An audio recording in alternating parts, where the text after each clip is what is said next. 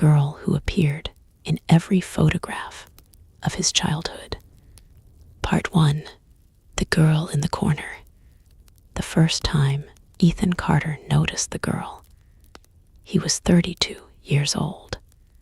It was almost midnight on a rainy Thursday in October, and he was sitting alone on the floor of his mother's old house in Providence, Rhode Island, surrounded by cardboard boxes that smelled like dust, cedar, and another lifetime. His mother had passed away 6 weeks earlier. Since then, Ethan had been avoiding the house, not because he couldn't bear being there, because he could. That was the problem. Every room contained some version of himself he had forgotten. His childhood height marks on the kitchen doorframe. The baseball glove he had lost in 7th grade.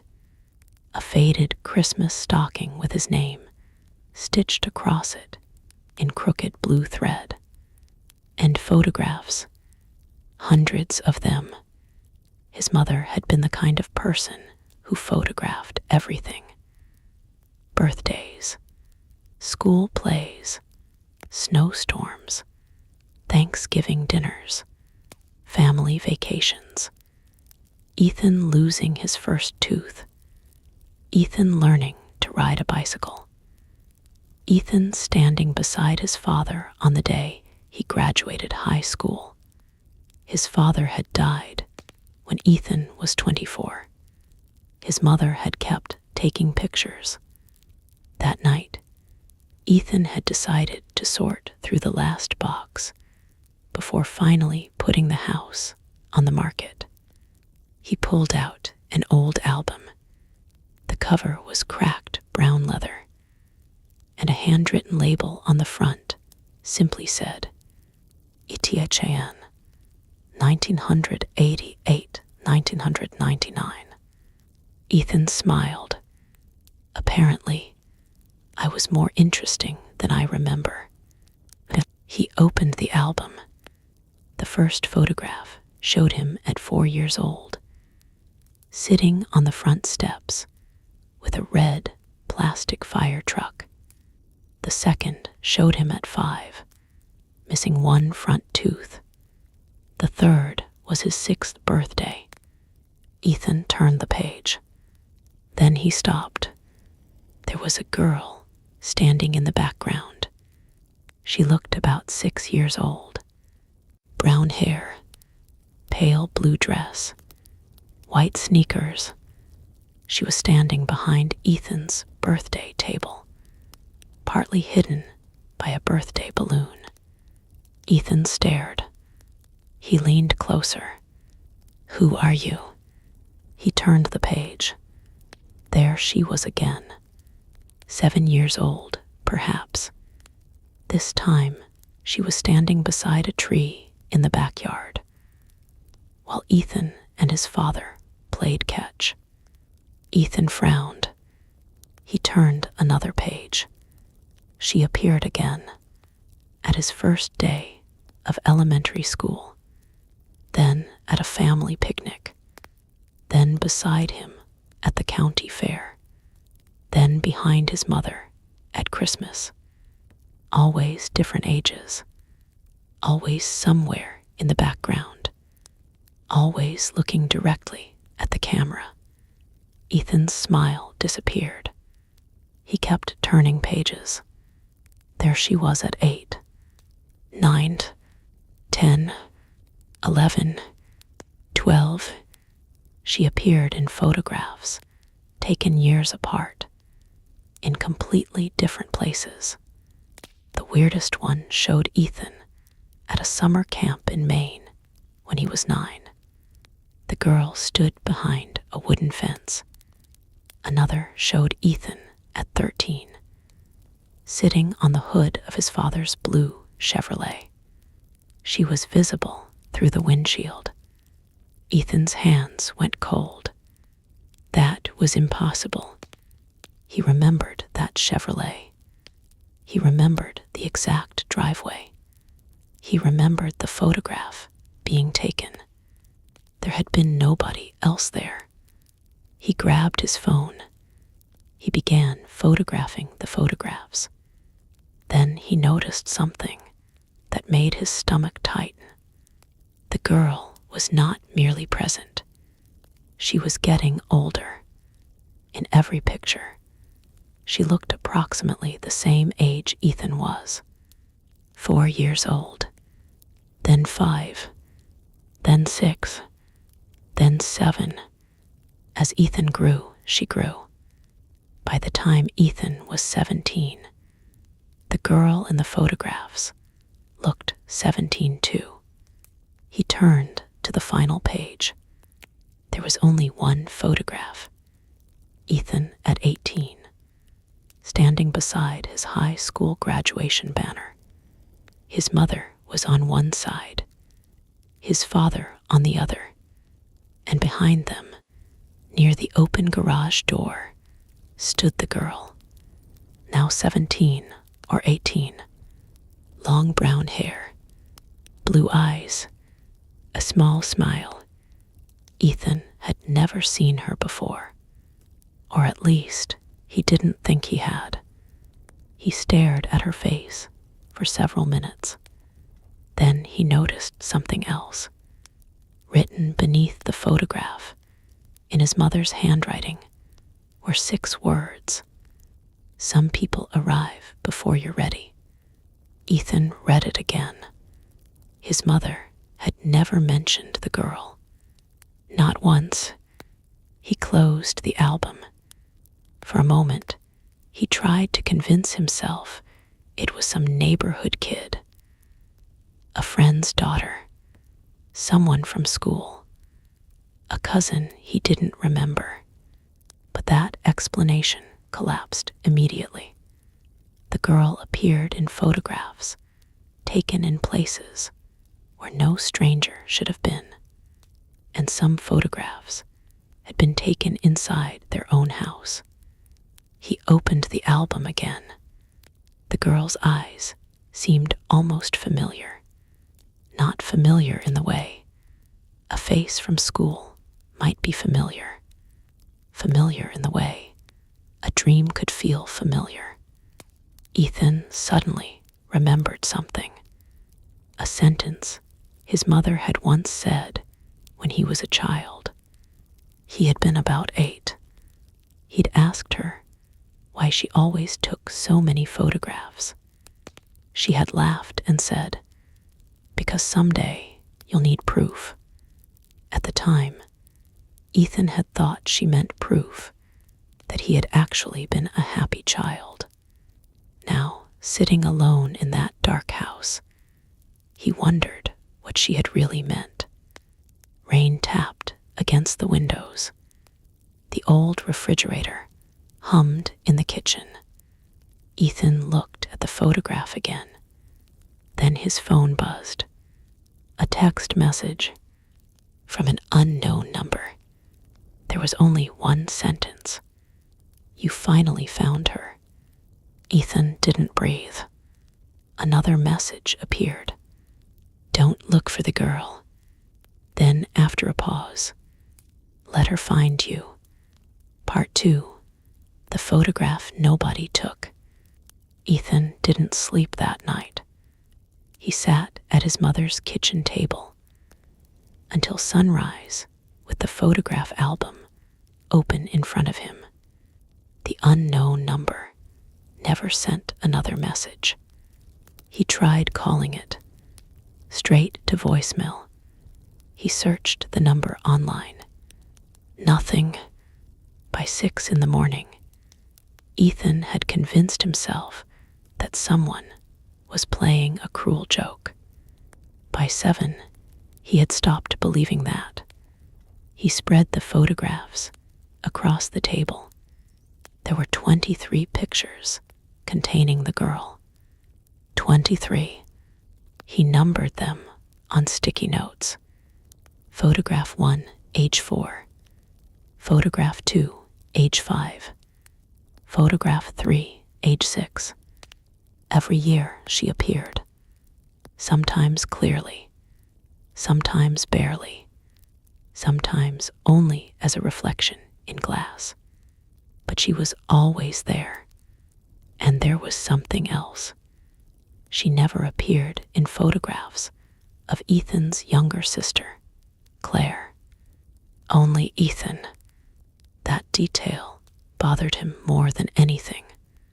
Claire had been born when Ethan was 10. There were hundreds of pictures of her.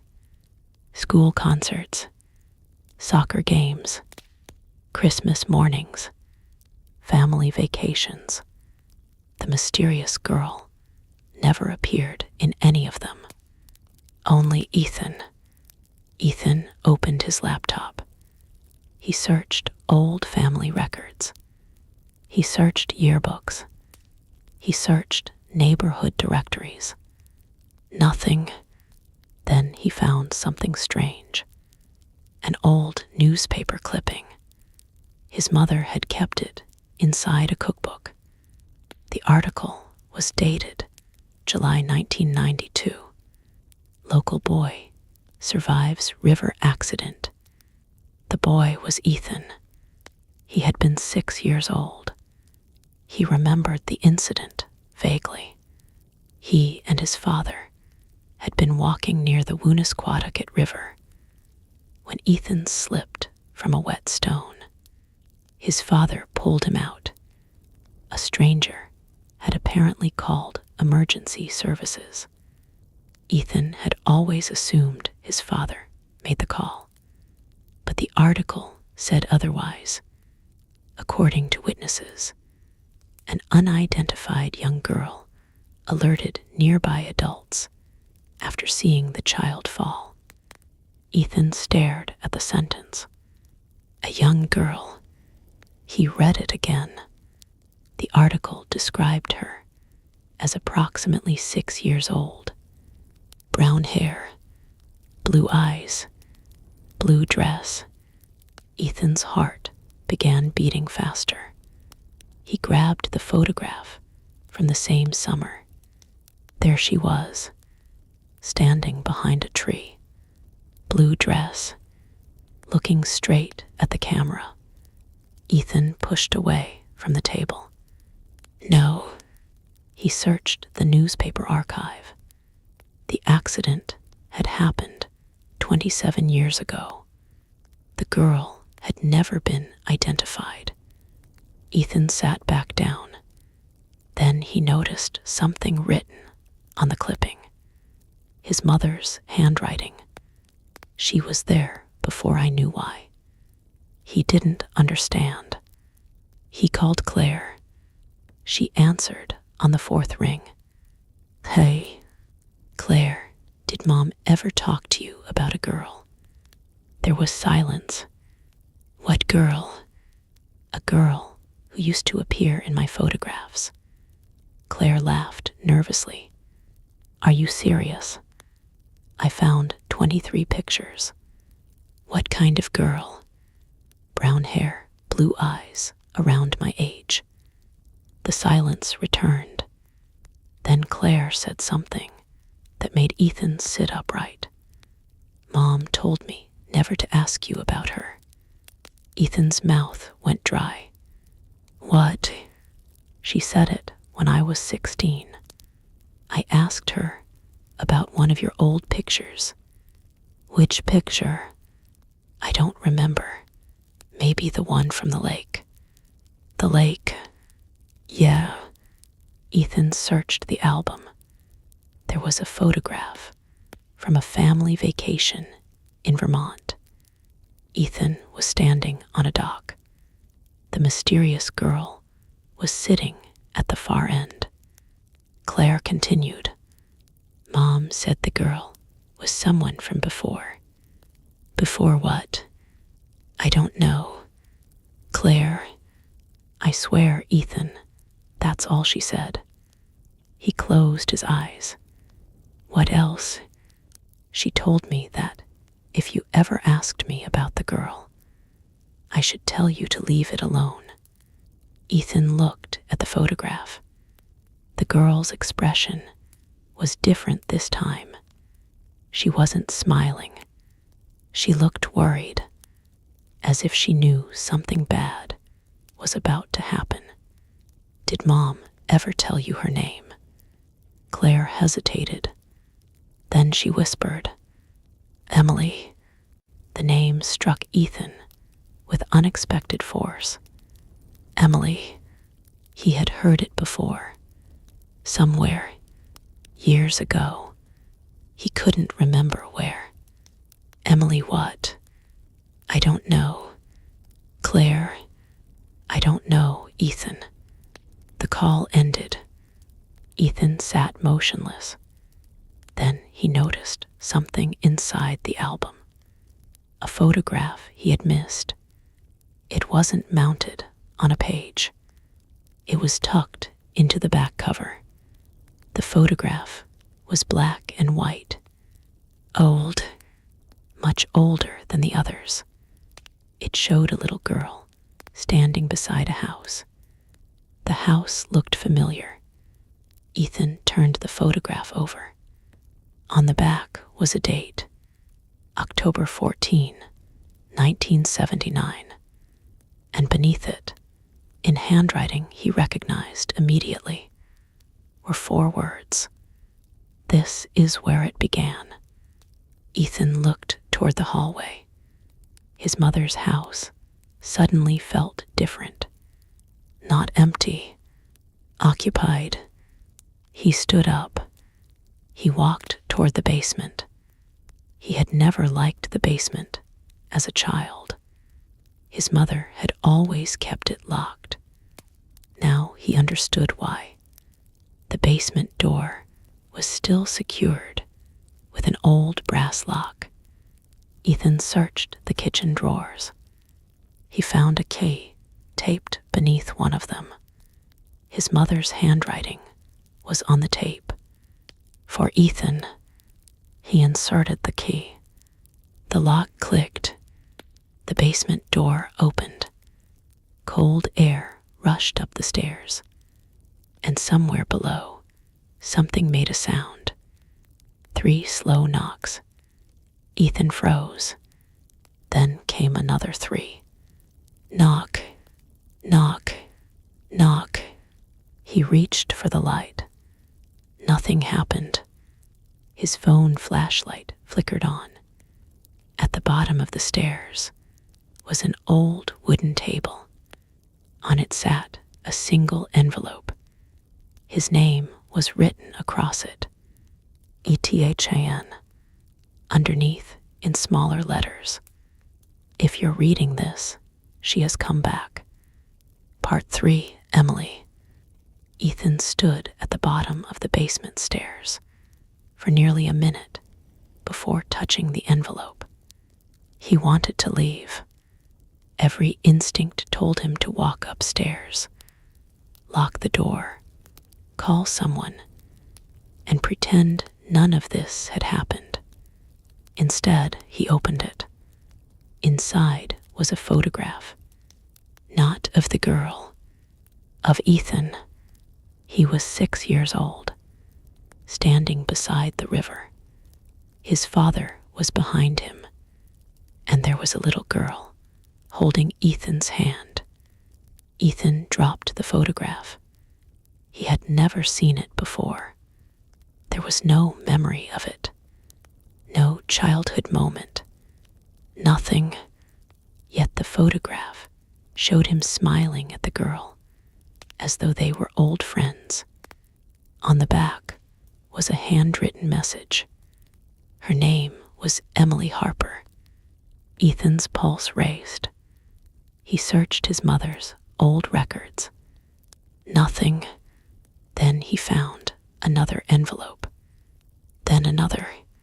His mother had hidden an entire collection of letters inside an old wooden trunk. Every letter was addressed to Ethan. None had ever been mailed. The first was dated 1994, the year Ethan turned 8. He opened it. His mother's handwriting filled the page. She wrote about a girl named Emily, a girl who had lived in the neighborhood for only a few months, a girl who had disappeared after an accident, a girl Ethan had apparently known. But Ethan remembered none of it. The letter said that when Ethan was 6, he had nearly drowned in the river. Emily had been there. She had screamed for help. But after Ethan was pulled from the water, Emily vanished. Nobody knew where she went. 3 days later, police discovered that the address she had given Ethan's father did not exist. There was no Emily Harper living in Providence. There had never been one. Ethan read the sentence twice. His mother had written, "At first, I thought she was an imaginary friend. Then I saw her in the photographs." Ethan stopped. His mother's letter continued. "The photographs were taken by me, by your father, by relatives, and by strangers. She appeared even when none of us remembered seeing her." Ethan's hands trembled. He read faster. His mother believed Emily was connected to an event that had happened in 1979. The date on the black and white photograph. The house, their house. Apparently, Ethan's family had not always owned it. In 1979, a woman named Margaret Harper had lived there with her 6-year-old daughter, Emily. One October evening, there had been a fire. Margaret escaped. Emily did not. The official report said the child died, but her body was never found. Ethan stared at the page. Then he understood. Emily had died 17 years before Ethan was born. Yet she appeared beside him throughout his childhood. He sat on the basement floor. The room seemed to tilt around him. He kept reading. His mother wrote that Margaret Harper had spent years claiming her daughter wasn't dead. She insisted Emily had somehow survived. Nobody believed her. Eventually, Margaret disappeared too. The house was sold. Then Ethan's family moved in. And years later, Emily began appearing in Ethan's photographs. His mother had been terrified, but Ethan's father had taken a different view. He believed Emily wasn't haunting Ethan. He believed she was protecting him. The final paragraph of the letter said, "Your father thinks she appears whenever something is about to happen. He thinks she is trying to warn you." Ethan looked at the photographs scattered across the floor. The girl was never smiling in the photographs, taken shortly before dangerous events. The river, the bicycle accident, the winter lake, the highway vacation, even the photograph from Ethan's graduation. He remembered what happened the week after graduation. His father died. Ethan had always believed his father's death was an accident, a sudden heart attack while driving. But there was another photograph, one Ethan had never noticed. It was taken 3 days before his father's death. His father stood beside his blue Chevrolet. Emily was reflected in the passenger window. She was looking directly at Ethan, and beneath the picture was a handwritten note. She tried to warn us. Ethan's breathing became shallow. His father had known. His mother had known, and both had kept it from him. Suddenly, his phone rang. Claire, Ethan. Claire, I found Mom's letters. There was a long silence. Then Claire said, "You're in the basement, aren't you?" "How did you know?" "Because Mom told me never to let you go down there." "Why?" "Because that's where Dad kept the photographs." Ethan looked around. "What photographs?" "The ones he took of Emily." Ethan swallowed. "How many?" Claire's voice cracked. "Not 23. A pause. "How many?" "Hundreds." The basement light suddenly flickered. For half a second, Ethan saw someone standing at the far end of the room. A girl, long brown hair, blue dress, bare feet. He turned. Nobody was there. Then Claire whispered through the phone, "Ethan, listen to me." "What?" Mom said something else. "What?" "Emily doesn't appear in the photographs because she wants you to see her." Ethan stared into the darkness. "Then why does she appear?" Claire took a breath. "Because she wants you to remember." The call went silent. Ethan lowered the phone. A floorboard creaked behind him. He turned slowly. There was no one there, but on the wooden table sat a new photograph. He was certain it hadn't been there before. It showed Ethan standing in the basement, taken from behind, and beside him stood Emily.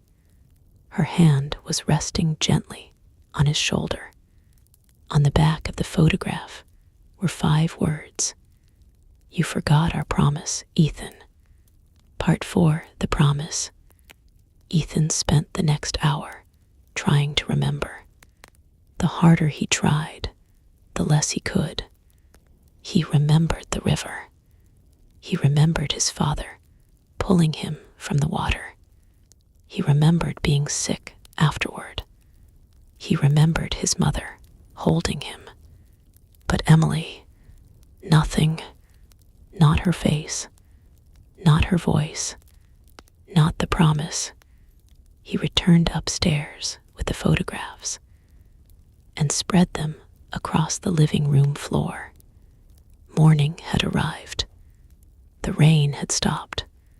Sunlight came through the windows, making the house look ordinary again. That almost made everything worse. Ethan opened his laptop and searched for Margaret Harper. He found an archived newspaper article. Local woman still searches for missing daughter.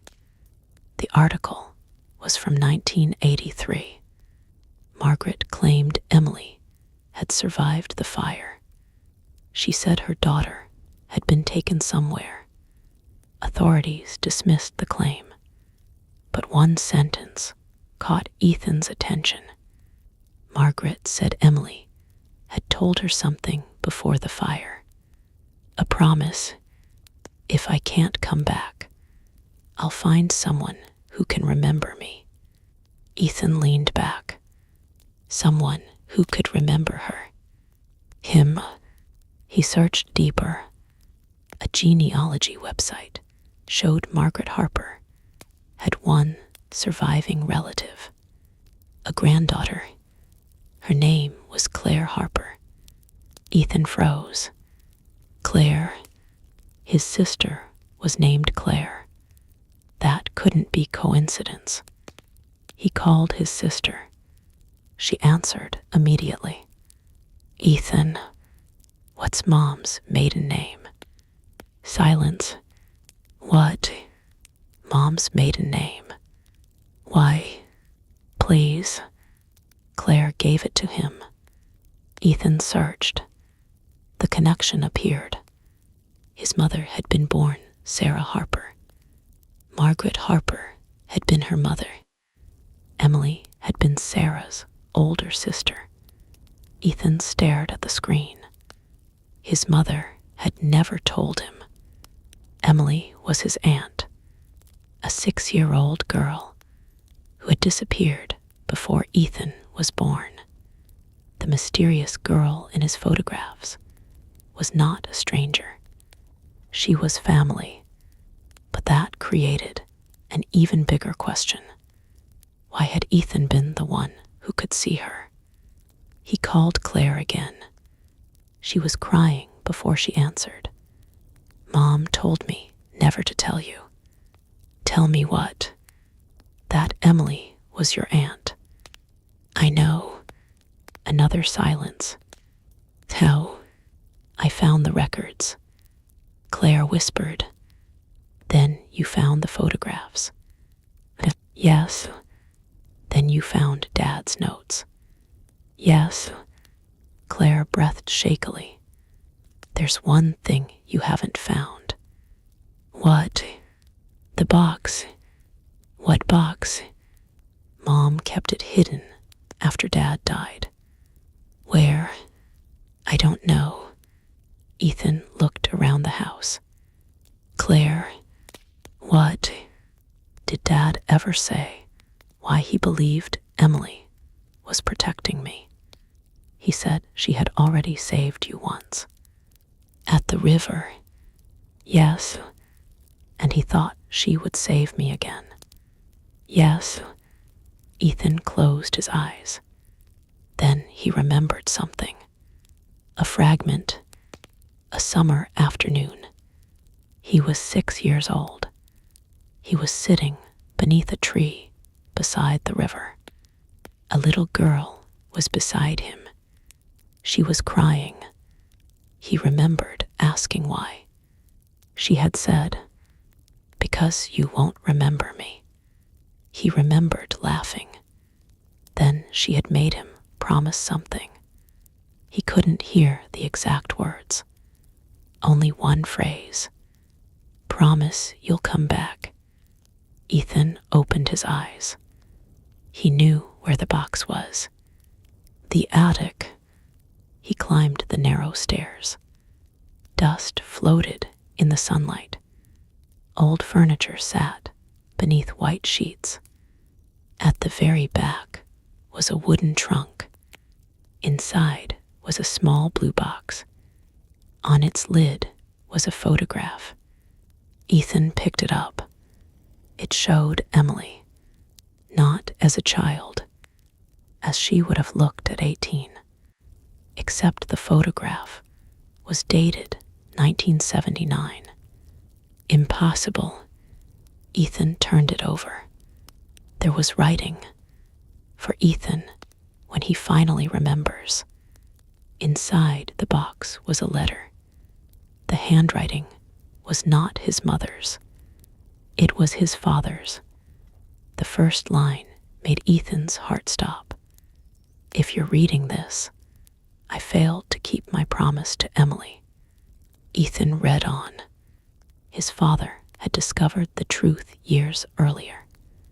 Emily had not died in the fire. Her body had never been found because she had escaped.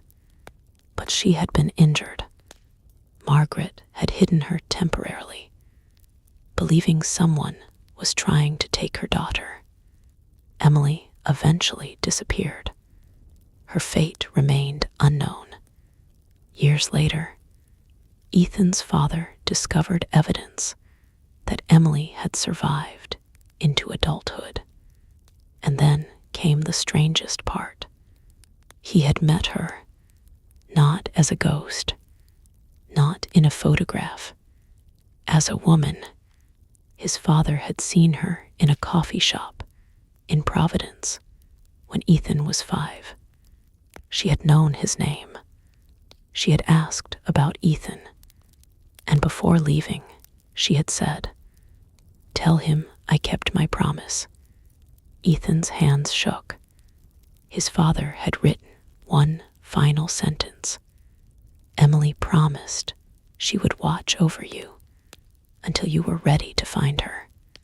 Ethan looked toward the attic window. Someone was standing outside. A woman, brown hair, blue coat. She turned. Their eyes met. Ethan couldn't move. The woman smiled. Then she walked away. He ran downstairs. He opened the front door. The street was empty, except for one thing. On the sidewalk lay a photograph. Ethan picked it up. It showed the same street, the same house, the same morning, and standing beside the mailbox was the woman. On the back, someone had written, "Now you're ready." Ethan looked down the empty street. For the first time in 30 years, he remembered her voice and the promise he had made as a 6-year-old boy. He had promised Emily that if she ever came back, he would recognize her. He just hadn't realized that keeping the promise would change his entire life. Part 5. The Woman at the Coffee Shop. Ethan stood in the middle of the street, long after the woman disappeared. Cars passed at the far end of the block. Somewhere nearby, a dog barked. A delivery truck rumbled down the avenue. Everything was normal. That was what frightened him. He looked again at the photograph lying in his hand. The woman beside the mailbox was unmistakably the same girl from his childhood photographs. Not similar, not someone who happened to have the same eyes, the same face, the same slight tilt of the head, the same tiny scar above her left eyebrow. Ethan remembered that scar now. He had forgotten almost everything about Emily, but not that. When he was 6, he had asked her where she got it. She had told him she fell through a window. He had laughed because he thought she was joking. Now he wondered if she had been telling the truth. He carried the photograph inside and locked the door. Then he called Claire. She answered immediately. "Did you see her?" Ethan stopped. "You knew she would be there." "I didn't know. Mom said she might." "Might." Claire exhaled. "Ethan, there's something I never told you. Apparently, there are a lot of those. I was scared. So was I." "No, you don't understand." "Then explain it." Claire was silent for several seconds. 3 years ago, I saw her. Ethan's stomach tightened. "Where?" "Boston. Emily. I don't know what else to call her." "What happened?" "I was leaving a restaurant. I saw a woman standing across the street. She looked at me, smiled, and crossed the road. Ethan waited. She said my name." "What did she say?" "Just, you're Sarah's daughter." Ethan closed his eyes. "What happened next?" "She asked about you." "Of course she did. She wanted to know if you were happy." Ethan looked down at the photograph. "What did you tell her?" "I said yes." "Was I?" Claire's voice softened. "You were trying to be." That answer hurt more than Ethan expected. He sat down. "Why didn't you tell me?" "Because Mom begged me not to." "Why?" "She said Emily wasn't ready." "Not ready for what?" "I don't know." Ethan looked at the old photograph again. "Claire, Dad met her too." "I know."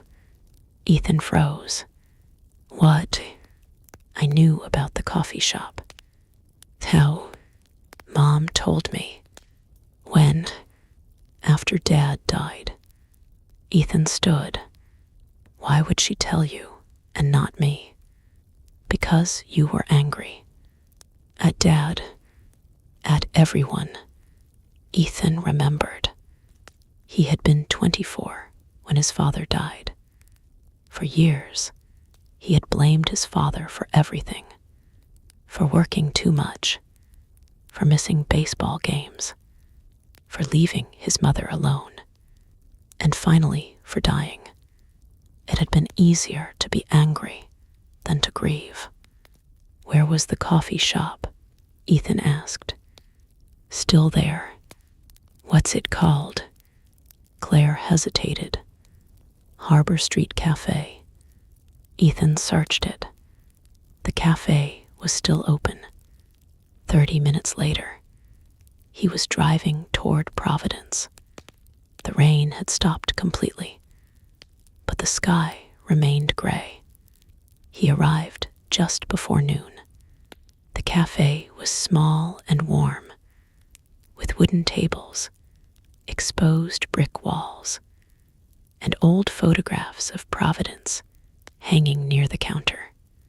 A woman in her 60s stood behind the register. Ethan recognized her from one of the photographs. She had been younger then. He walked toward her. Excuse me. She looked up. Can I help you? My father used to come here. What's his name? Daniel Carter. The woman's expression changed. She studied him. You're Daniel's son. Ethan nodded. I remember you. You remember me. You were here once. When?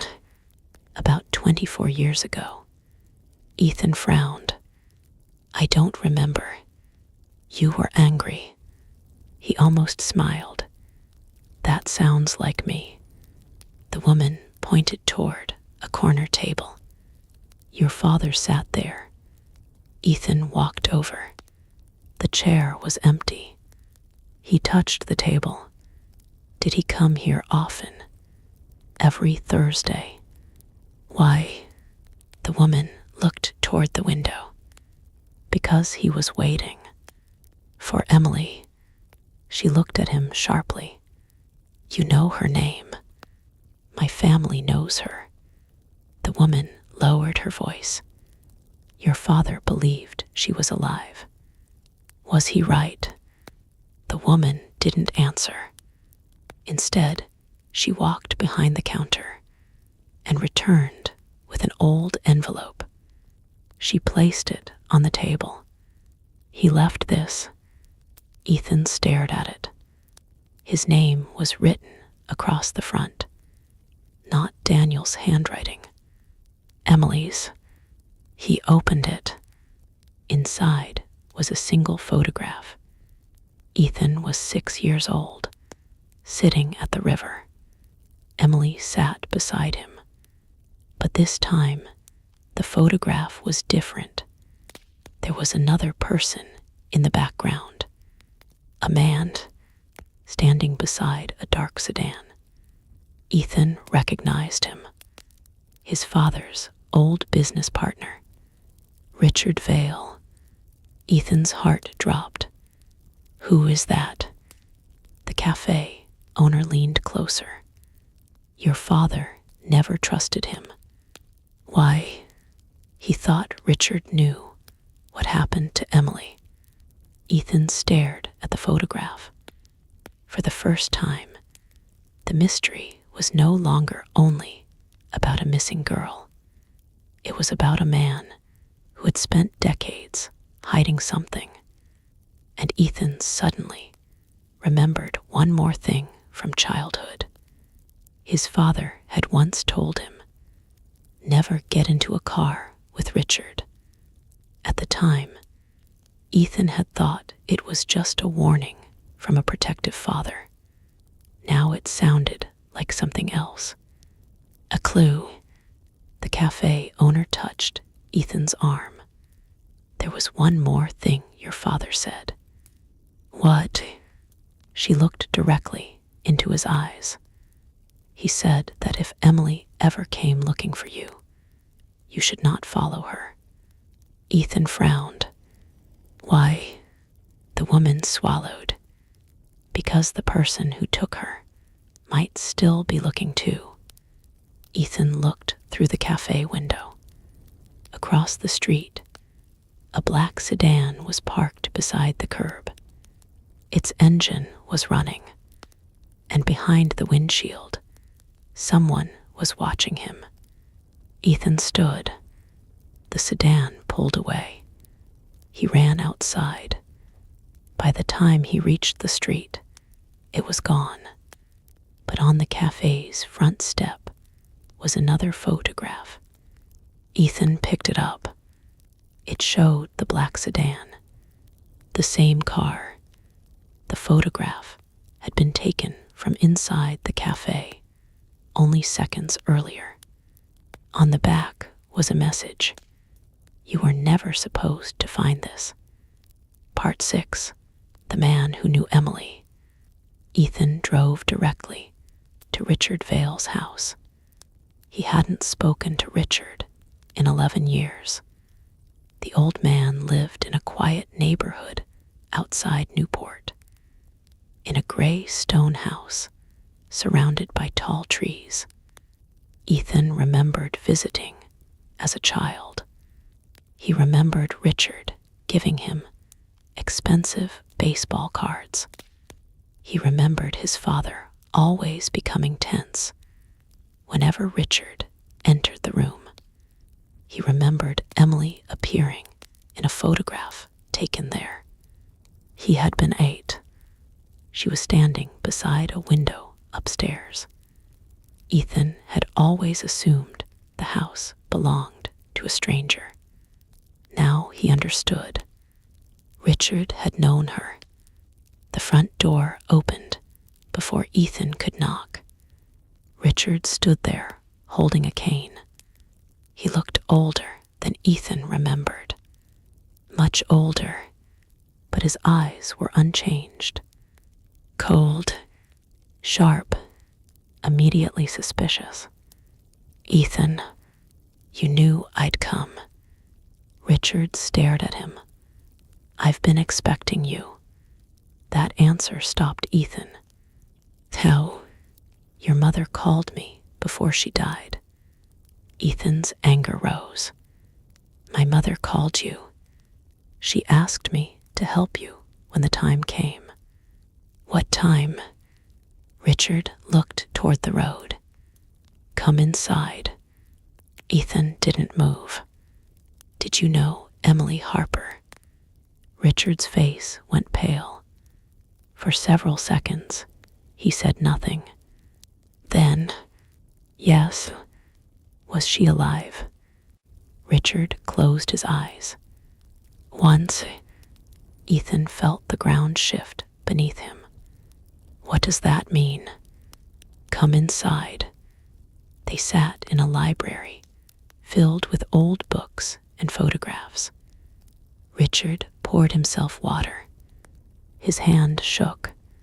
Ethan, your father spent 20 years trying to find Emily. Why? Because he believed he owed her.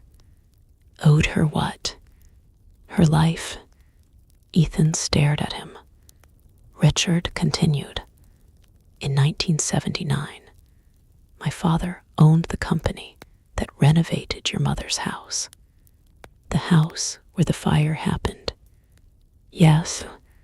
What caused it? Richard looked away. Faulty electrical wiring. That's what the report said. The report was incomplete. Ethan leaned forward. What aren't you telling me? Richard looked at him. The fire wasn't an accident.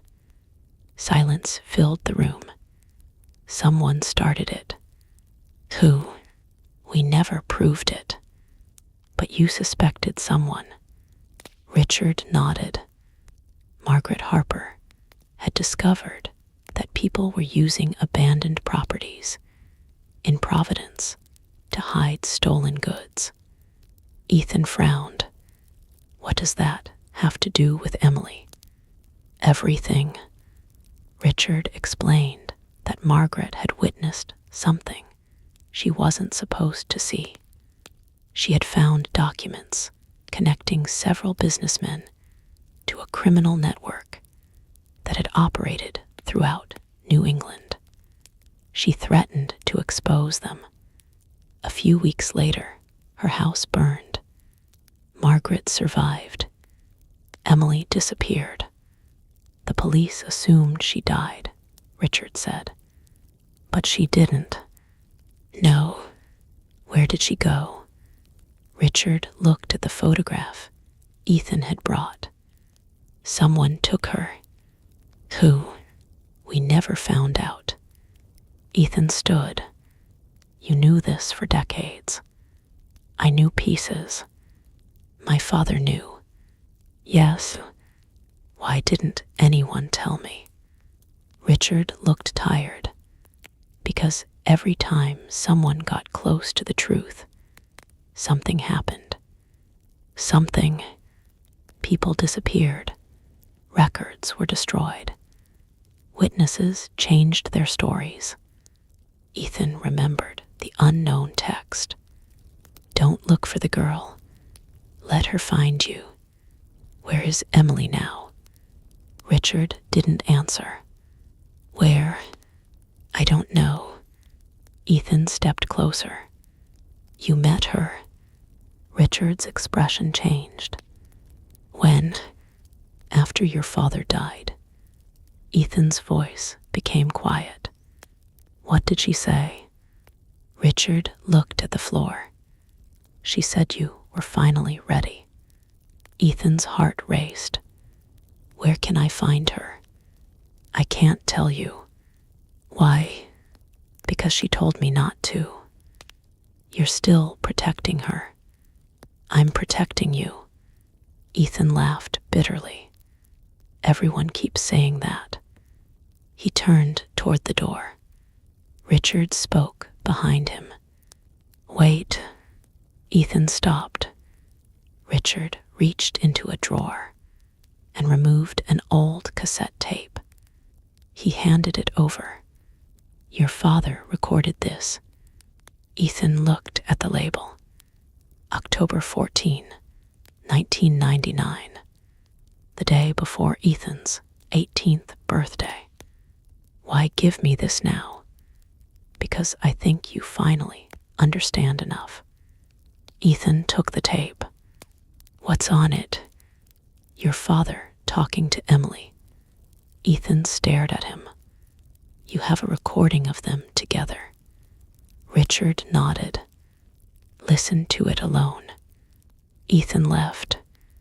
He sat in his car and stared at the cassette. He didn't have a cassette player.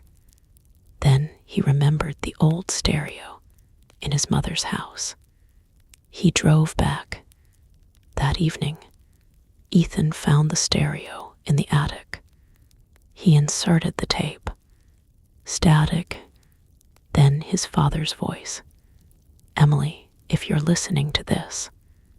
A woman's voice interrupted. Daniel, he can't know yet. Ethan froze. Emily. Her voice. Older, but unmistakably hers. His father's voice returned. He's 18. That's exactly why. He deserves the truth. He deserves a chance to live without it. A pause. Then Daniel said, He's already seeing you. Silence. Emily whispered, I know. Ethan's hands trembled. Then came a sentence that made him stop breathing. I didn't appear in his photographs, Daniel. She paused. You photographed me. Ethan stared at the stereo. His father had taken the photographs, but Emily had been physically there. She had been alive. Then why had Ethan never remembered her? The tape continued. Daniel asked, "Why did you leave?" Emily answered, "Because the people who took me found me again." Ethan stood. The recording ended with Emily saying, "Tell Ethan that when he remembers the river, he'll know where to look." The tape clicked. Ethan sat in silence. The river, that was where everything began. He grabbed his coat. Outside, night had fallen. He drove toward the Woonasquatucket River. He didn't know what he expected to find, but when he reached the old walking path, he saw something waiting beneath the same tree from his childhood. A woman stood there, brown hair, blue coat, older now, real, alive. She turned toward him. "Ethan." He couldn't speak. She smiled sadly. "You finally remembered me." Part 7, Emily Harper. For several seconds, Ethan couldn't move. He had imagined this moment so many times during the drive that reality felt strangely unreal. Emily stood beneath the tree. Not a ghost, not a photograph. A woman. She looked perhaps 37, though Ethan knew she was older.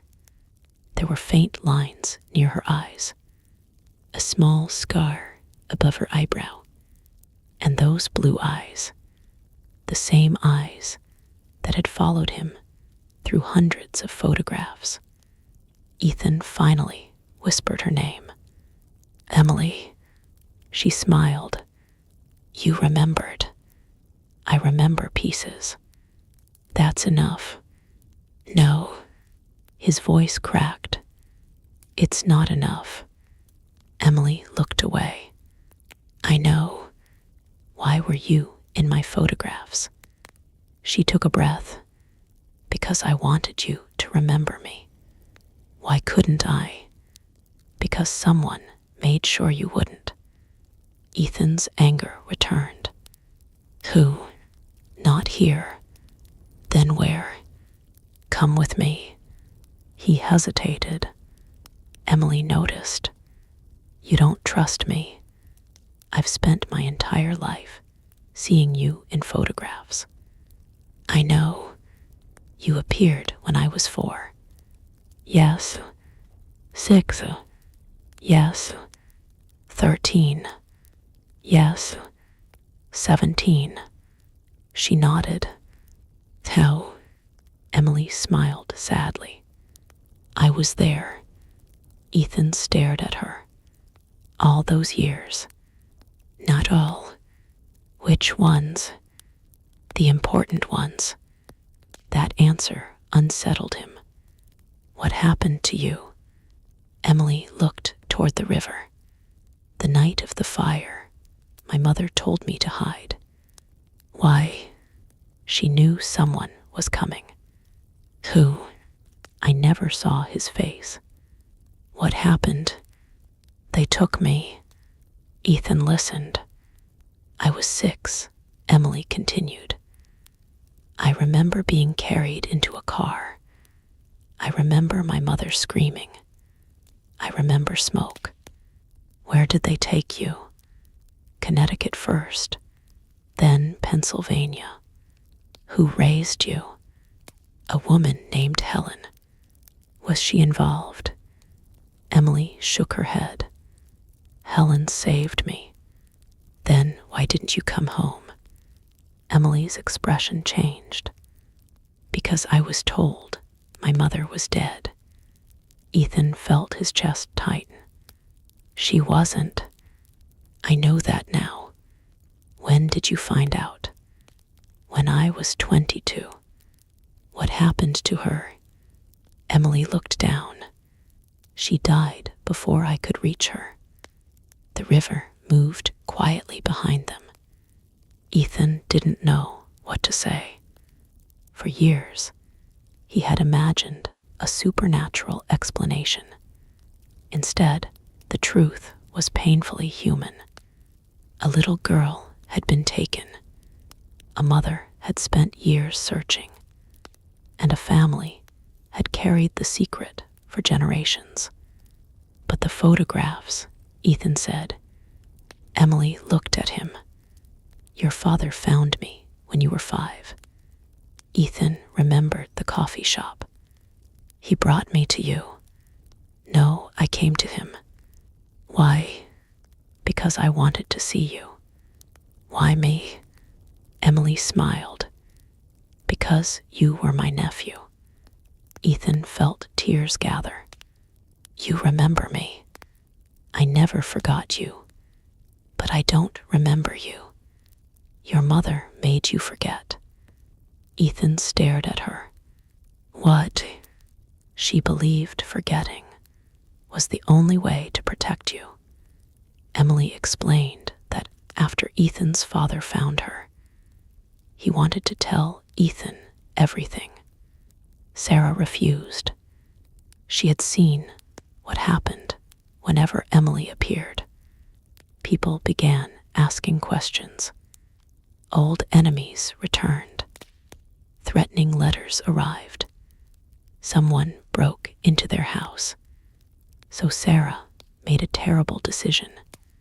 She took Ethan to a specialist who helped suppress traumatic memories from his childhood. Not erase them completely, just bury them. The photographs were supposed to bring them back slowly, Emily said. Then why didn't Mom tell me? Because she was afraid. Of what? Emily looked at him. Of the man who took me. Ethan's stomach tightened. He's still alive.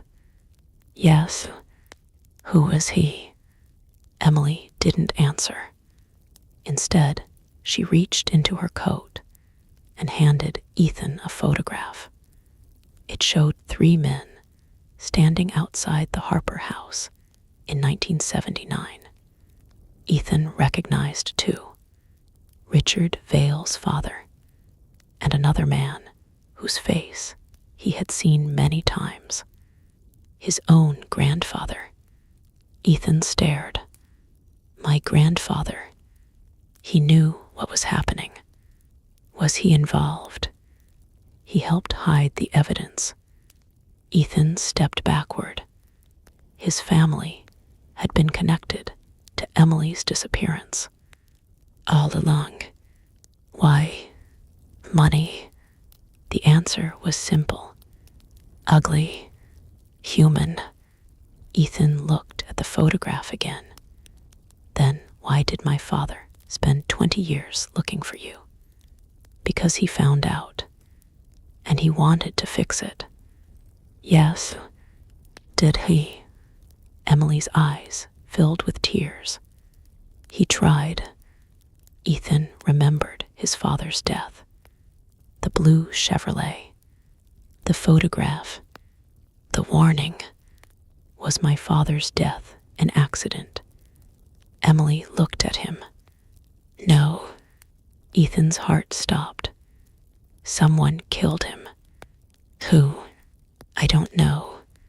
But you know why. Emily nodded. He was going to expose everything. Ethan looked toward the river. Why didn't you stop them? I tried.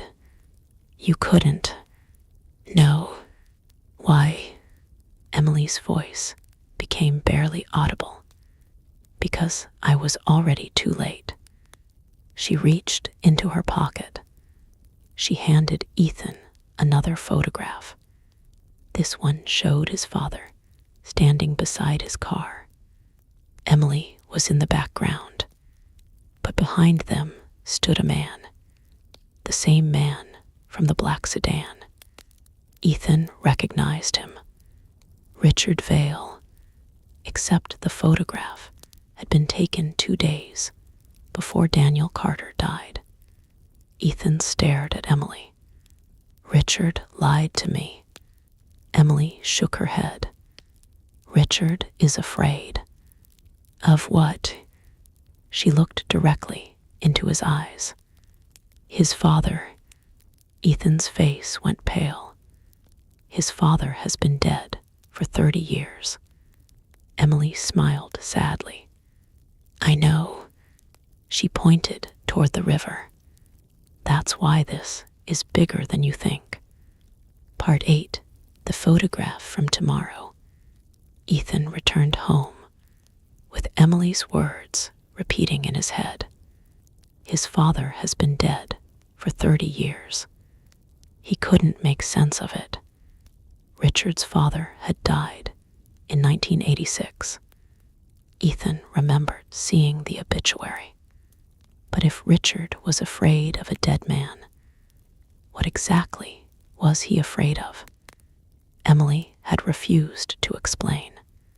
She had only given Ethan one final instruction. Go home. Why? Because someone has been inside your house. Ethan had laughed. Then she showed him a photograph. His own living room, taken that afternoon. A man was standing behind the curtains. Ethan had felt a chill. Now, as he approached the house, every light was off.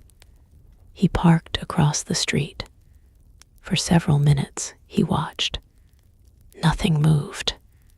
Then his phone buzzed. Unknown number. Don't go inside. A second message appeared. You are being watched. Ethan looked around. Across the street, a parked car sat beneath a tree. The same black sedan. He stepped out. The car started. Ethan ran toward it. The sedan sped away. He stopped in the middle of the street. Then he noticed something on his windshield. A photograph. He picked it up. It showed him standing in the street. The photograph had been taken seconds earlier. On the back, tomorrow, someone you trust will betray you. Ethan went cold. He called Emily. No answer. He called Claire. No answer. He called Richard. Straight to voicemail. Ethan returned to his car. He did not enter the house. Instead, he drove to a hotel. He booked a room under a false name.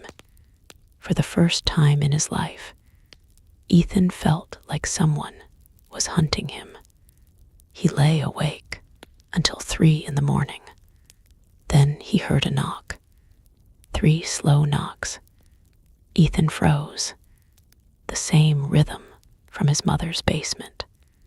Knock, knock, knock.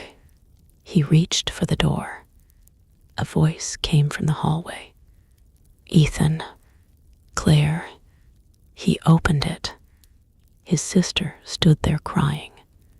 What happened? She stepped inside. Richard is dead. Ethan stared. What? He was found in his house. When? An hour ago. Ethan sat down. How? Police haven't said. Claire looked at him. You knew something was wrong. I've known for days. She saw the photographs on the table. Her expression changed. Where did you get those? Emily. Claire stopped breathing. You found her. She's alive. Claire covered her mouth. Then she began to cry. Ethan hugged her. For a moment, they were children again. 2 siblings, hiding beneath a blanket during a thunderstorm. Then Claire pulled away. Ethan, what? I need to tell you something. He waited. I lied to you. About what? The night Dad died. Ethan's heart tightened. What about it? I was there. He stared at her. You were 16. I know. You saw the accident. I saw Dad leave. And he wasn't alone. Ethan's pulse raced. Who was with him? Claire shook her head. I don't know. Claire, I swear. What happened? He came into my room before he left. She wiped her eyes. He told me that if anything happened to him, I should protect you. Ethan remembered his father's voice. The same words. Claire continued. He gave me something. What? A photograph. She reached into her coat. Ethan took it. His hands trembled. It was a photograph of Ethan as a child. He was standing beside Emily. But something was wrong. The date printed on the back was tomorrow.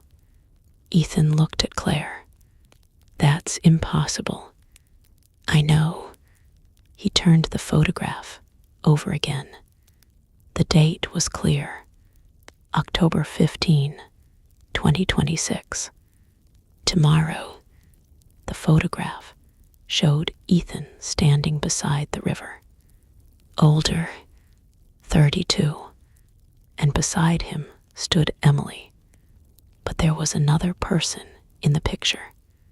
A man. His face was turned away. In his hand was a camera. Ethan recognized the jacket. He had seen it earlier. Richard Vale. But Richard was dead. Ethan's phone buzzed. A message appeared. You have one day, then another. Come to the old house tomorrow at midnight. And finally, bring Emily. Claire stared at the screen. Ethan. He didn't answer, because he had just realized something. The photograph wasn't a warning about tomorrow. It was a promise. Someone had already taken the photograph, and whoever had taken it knew exactly where Ethan and Emily would be. The mystery was no longer about why Emily appeared in Ethan's childhood. It was about who had been taking those photographs all along, and why they had waited 32 years for Ethan to remember. Part 9. The room behind the wall. Ethan didn't sleep. Neither did Claire. They sat across from each other in the hotel room, while the photograph dated tomorrow lay between them. Outside, Providence continued as if nothing had happened. Cars moved along the wet streets. A siren sounded somewhere in the distance. The neon sign of the hotel flickered through the curtains. Ethan looked at the photograph again. There he was beside the river. Emily stood next to him, and behind them was a man holding a camera. The date was October 15, 2026. Tomorrow. Who took this? Claire whispered. I don't know. Could it be edited? Ethan shook his head. It's printed on old photographic paper. That doesn't mean anything. It does when the photograph shows something that hasn't happened yet. Claire looked at him. You don't actually believe that? No. Good. I believe someone wants us to think it was taken tomorrow. Claire stared at him. Why? Because whoever sent it wants us to go there. The river. Ethan nodded. Exactly. Claire folded her arms. Then we don't go. Ethan looked at her. Richard is dead. I know. Someone broke into Mom's house. I know. Someone has been following me. I know. And Emily disappeared after telling me she was protecting me. Claire's eyes filled with tears. So what? So we need to find out why. No. Her voice was firmer this time. We need to stay alive. Ethan didn't answer. Claire picked up the photograph. There has to be something we're missing. Ethan looked at the image again. The river, the tree, Emily, the stranger, and the camera. Then he noticed something. The tree behind them had a small white mark carved into the bark. 3 lines. He remembered that symbol. His father had drawn it everywhere. On notebooks, on the garage wall, even on the underside of Ethan's childhood bed. What is that? Claire asked. My dad used to draw it. Why? I don't know. Ethan pulled out his phone and searched through old photographs of his father's belongings. There it was, the same symbol, on a toolbox, on a file folder, on a photograph. Then Ethan remembered the basement. He had seen the symbol on the wall. He had ignored it. He grabbed his jacket. Where are you going? Mom's house. Ethan, we're not going inside. Then why? Because Dad left something there. They drove back just before dawn. The house was dark. Ethan unlocked the door. Nothing appeared disturbed. He went directly to the basement. Claire followed. The symbol was painted on the wall behind the old shelves. Ethan moved the shelves aside. A narrow wooden panel appeared. He pressed it. Nothing.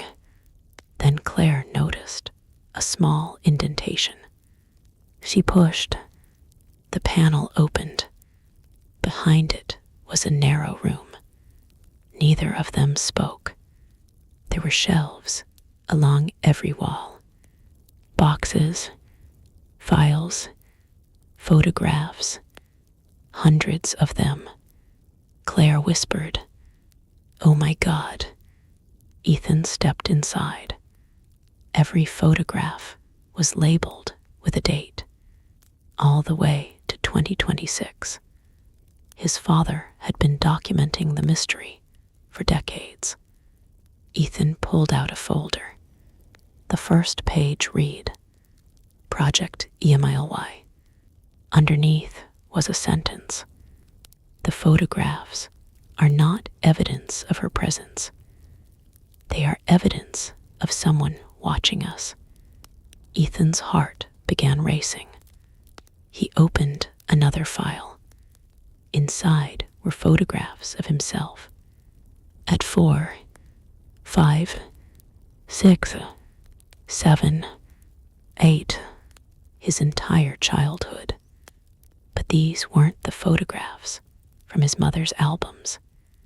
These had been taken secretly, from windows, across streets, from parked cars, from behind trees.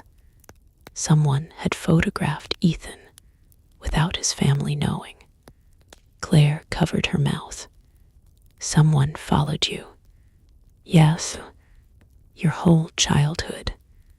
Ethan turned another page. There was a photograph of Emily, then another, but the dates were strange. Some were taken years after Emily supposedly disappeared. Claire stared. She really was alive. Ethan nodded. Then he found a photograph, dated 1998. Emily was standing outside Ethan's school. She looked 17. Ethan was 13. On the back, his father's handwriting said, "She won't approach him. She says she's afraid." Another photograph. Emily outside the Carter house. "She came tonight. Ethan almost saw her." Another. Emily standing outside Ethan's college dorm. "She still watches him." Ethan's throat tightened. Then came a photograph from 2018. Emily standing across the street from Ethan's apartment. And beneath it, "She wants to tell him everything." Claire looked at Ethan. Why didn't she? He didn't answer. Then Ethan found the final file. It was marked October 15, 2026. Tomorrow. Inside was a single page. His father's handwriting. But the date was recent. If Ethan has found this room, the cycle has begun again. Ethan read the next line. The person taking the photographs is not Emily. His pulse quickened. Then, and if Richard is dead, there is only one person left who knows where the original negatives are. Claire whispered, "Who?" Ethan turned the page. There was a name. He stared at it. His hands became cold, because it was the name of someone he had trusted his entire life. Someone who had been standing beside him in family photographs. Someone who had always claimed to know nothing. His mother, Sarah Carter, Ethan's mother, had been dead for 6 weeks. But according to his father's notes, she had known everything. And the final line made Ethan's stomach drop. "Do not trust the woman who raised you." Part 10. The woman who raised him. Ethan read the sentence 3 times. "Do not trust the woman who raised you." For several seconds, neither he nor Claire spoke. The basement seemed to become smaller around them. The shelves, the boxes, the hundreds of photographs. Everything suddenly felt like evidence in a crime neither of them understood. Claire finally whispered, "Mom." Ethan nodded slowly. "But Mom is dead. That doesn't mean Dad was talking about her." Who else could he mean? Ethan looked at the photograph on the table. His mother stood beside him. His father stood on the other side. And behind them, barely visible through the kitchen window, was Emily. Ethan picked it up. Maybe Dad didn't mean don't trust her. Claire frowned. What else could it mean? Maybe he meant someone who raised me. Claire's face changed. "What are you saying?" "I don't know." Ethan began searching through the files. There were reports about Emily, police records, old newspaper articles, property documents, letters, bank statements. But something was missing. There was almost nothing about Ethan's birth. He pulled open another drawer. Empty. Another. Nothing. Then Claire found a sealed envelope. She held it up. "There's a date." Ethan looked. October 15, 1993. The year Ethan was born. He opened it carefully. Inside was a hospital photograph. A newborn baby. His mother was lying in a hospital bed. His father stood beside her. The baby was Ethan. At least, that was what the handwritten caption said. But Ethan noticed something strange.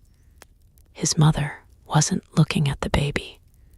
She was looking toward the window. And in the window's reflection stood Emily. Ethan's stomach tightened. She was there. Claire leaned closer. That's impossible. Apparently, we've stopped using that word. Claire ignored him. Look at Mom.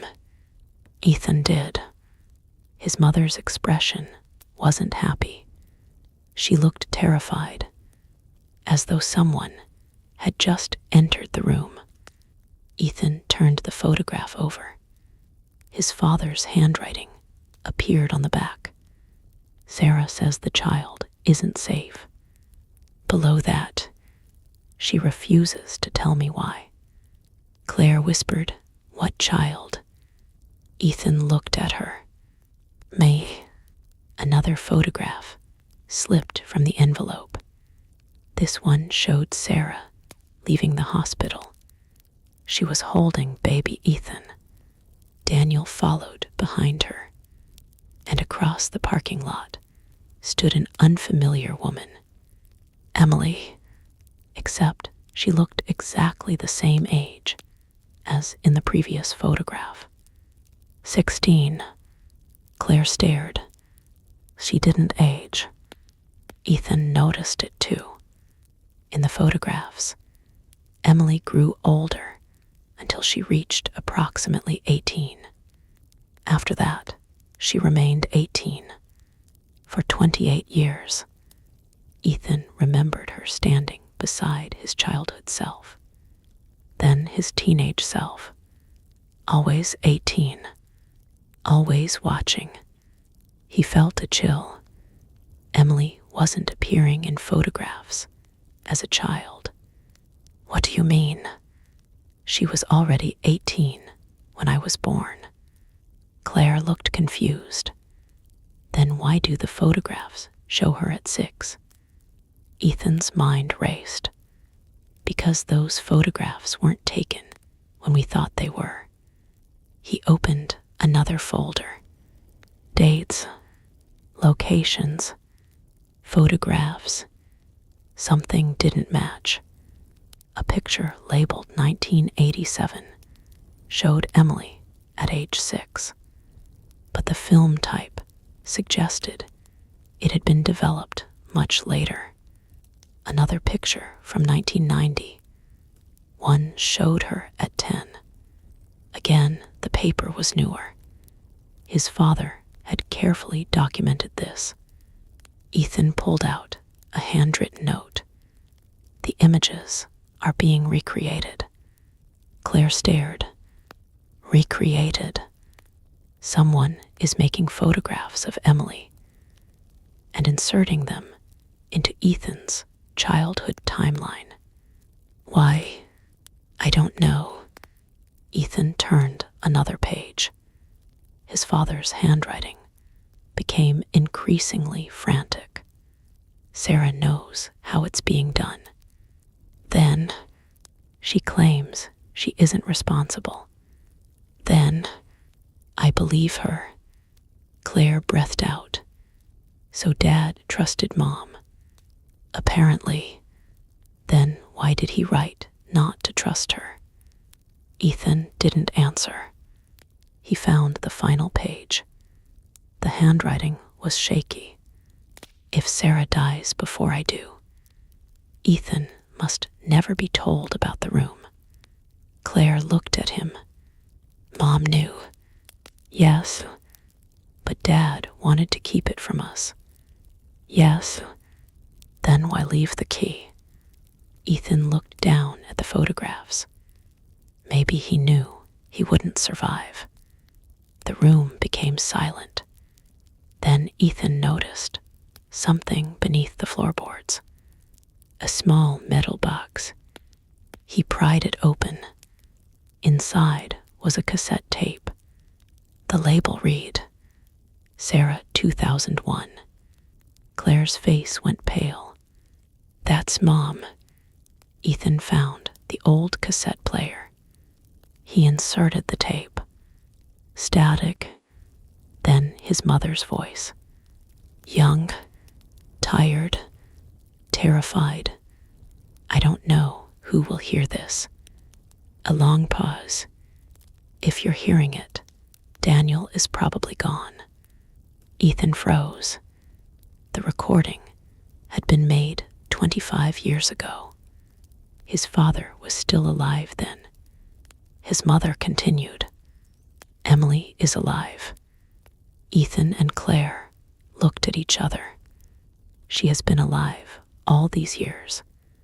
Sarah's voice cracked. But she isn't the danger. A pause.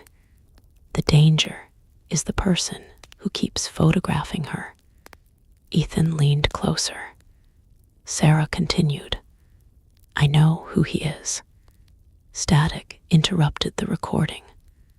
Then her voice returned. His name is. The tape suddenly clicked. Silence. The recording had ended. Claire slammed her hand against the player. No. Ethan checked the cassette. There was more tape. He rewound it, played it again. Same thing. The name was missing. Someone had physically cut that portion of the tape. Claire sat down. Someone removed it. Yes. Who? Ethan looked at the files. Someone who knew this room existed. A sound came from upstairs. Both froze. Footsteps. Slow. Measured. Someone was walking through the house. Ethan reached for his phone. Claire whispered, Did you lock the door? I thought you did. The footsteps stopped. Then came 3 knocks. Knock, knock, knock. Ethan looked at Claire. The basement door slowly opened. A figure appeared at the top of the stairs. Neither of them moved. Then a woman's voice drifted down. Ethan. Claire gasped. It was their mother's voice. Ethan stared upward. Impossible. His mother had been dead for 6 weeks. The figure stepped into the light. It wasn't Sarah. It was Emily. But she wasn't alone. A man stood behind her. Ethan recognized him immediately. Richard Vale. Alive. Claire screamed. Richard raised one finger to his lips. Don't make a sound. Ethan stared at him. You died. Richard looked exhausted. I needed everyone to believe I did. Why? Richard slowly descended the stairs. Because the man hunting Emily has finally found you. Ethan's heart pounded. Who? Richard looked toward the photographs, then at Claire, then back at Ethan. Your father. Ethan's face went blank. My father is dead. Richard nodded. I know. He swallowed. That's what makes this so terrifying. He reached into his coat, pulled out a photograph, and placed it on the table. It showed Daniel Carter, standing outside the old Harper house. The date was 3 days ago. Ethan stared at his father's face. Older, alive, and looking directly into the camera. On the back, 4 words were written. I never died, Ethan. Part 11. The man in the photograph. Ethan stared at the photograph until the room seemed to lose all sense of time. His father was standing outside the old Harper house. Not a younger version of him. Not a photograph that had been manipulated. Daniel Carter looked exactly as Ethan remembered him from the last morning of his life. Gray jacket, dark hair beginning to thin at the temples, the same watch he had worn every Sunday, the same slight crease between his eyebrows, and beneath the photograph was a date, October 12, 2026. 3 days ago. Ethan looked up at Richard. You expect me to believe my father is alive? Richard didn't answer immediately. Instead, he looked at Emily. She nodded. Richard finally said, I expect you to believe the evidence. Ethan shook his head. No. He pointed at the photograph. My father died in 1999. I know. I saw the car. I know. I went to the hospital. I know. I watched them close the coffin. Richard's expression softened. No, Ethan.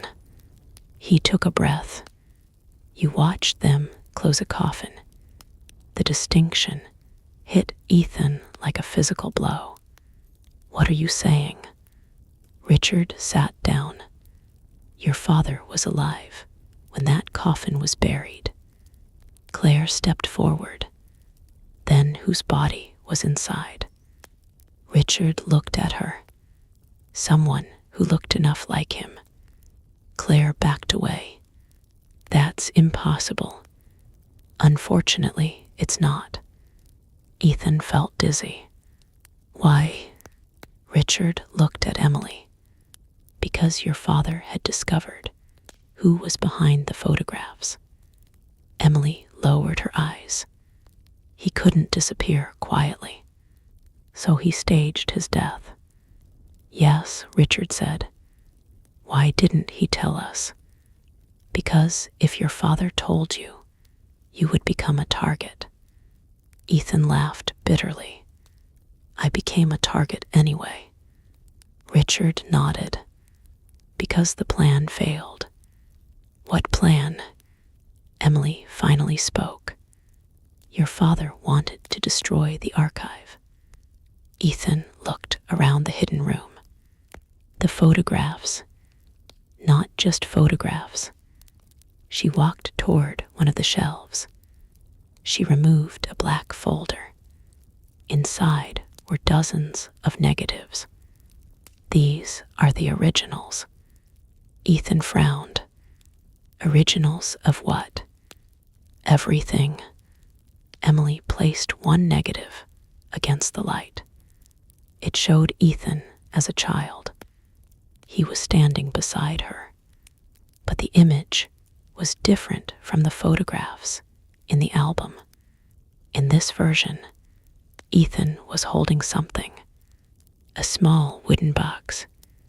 Ethan stared. I don't remember that. You weren't supposed to. What was in the box? Emily hesitated. Evidence of what? The people involved in your disappearance. Ethan looked at Richard. You said my father wanted to destroy the archive. Yes. Why? Because it contained enough information to expose everyone. Then why didn't he? Richard's face hardened. Because someone got to him first. Ethan's pulse quickened. My father was killed. Yes, but you just told me he survived. He survived the accident. Ethan stared. The accident. Richard nodded. Your father survived the crash. Then what happened? He disappeared. Where? Richard looked toward Emily. With her. Ethan turned to Emily. You were with my father. After the crash. For how long? 2 years. Ethan felt something break inside him. You were both alive while I thought he was dead. Emily's eyes filled with tears. We were trying to keep you alive. You don't get to say that. Ethan, you don't get to disappear for 27 years. And then tell me it was for my protection. Emily stepped closer. I know. Do you? I know exactly what I took from you. Ethan looked away. Then tell me everything. Emily nodded. But before she could speak, the lights went out. The basement fell into darkness. Claire grabbed Ethan's arm. Richard whispered, "Don't move." A sound came from upstairs. Glass breaking, then footsteps. Someone had entered the house. Richard pulled a small flashlight from his coat. Emily whispered, "They found us." Ethan's heart pounded. Who? Richard shook his head. No time. He moved toward the back wall. There was another hidden door. Ethan stared. How many secret rooms does this house have? Richard almost smiled. Your father liked being prepared. They slipped through the doorway. A narrow passage led beneath the house. The air smelled of earth and old wood. Behind them, footsteps entered the basement. Someone opened the hidden room. Ethan heard boxes being overturned, photographs tearing, then a man's voice. Calm, almost gentle. Daniel. Ethan froze. The voice sounded familiar. Too familiar. The man continued. I know you're not here. A pause. But Ethan is. Ethan's blood went cold.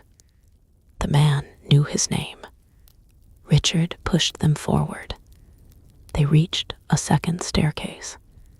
It led into an abandoned garage behind the house. They emerged into the night. A black SUV waited at the curb. Richard unlocked it. Get in. They climbed inside. Richard started the engine. As they drove away, Ethan looked back at the house. A man stepped onto the porch. He was tall, gray-haired, wearing a dark coat. Ethan couldn't see his face clearly. Then the streetlight illuminated him. Ethan stopped breathing. The man was holding an old photograph. He raised it toward the departing SUV. Even from a distance, Ethan could see what it showed. Ethan as a child, Emily beside him, and Daniel standing behind them. The photograph had been taken at the river, the same photograph Ethan had seen earlier. But now Ethan noticed something he'd missed. Daniel wasn't smiling. He was pointing toward someone outside the frame, someone standing behind the camera. The SUV disappeared around the corner. Richard drove for several minutes before speaking. There's something you need to know about your father. Ethan looked at him. What? He wasn't the first person to discover the photographs. Who was? Your grandfather. Ethan stared.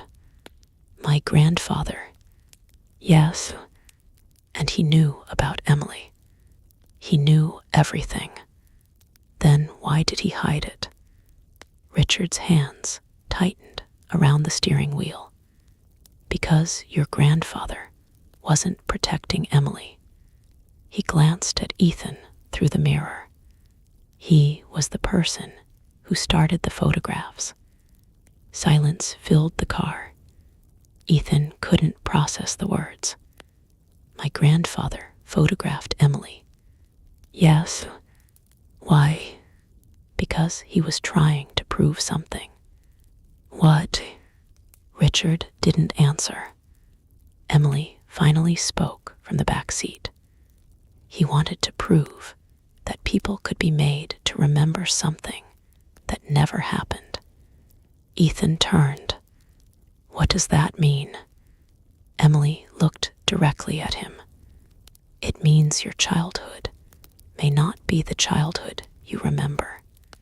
Ethan felt a chill. What are you saying? She reached into her coat, pulled out another photograph. She handed it to him. It showed Ethan at 6 years old, standing beside the river. Emily was beside him, but there was no father, no mother, no one else. And in the background was a wooden sign. Ethan recognized it. Carter family property. He stared. That's impossible. Emily shook her head. No.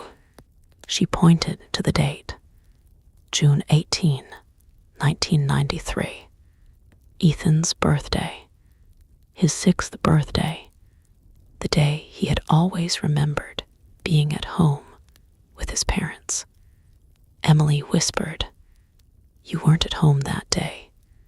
Ethan looked at her. Where was I?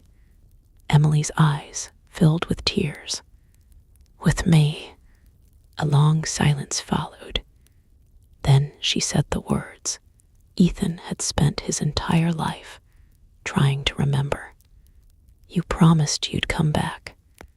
Ethan looked down at the photograph, and suddenly, something inside his mind cracked open. He heard a child's laughter. He smelled smoke. He saw the river.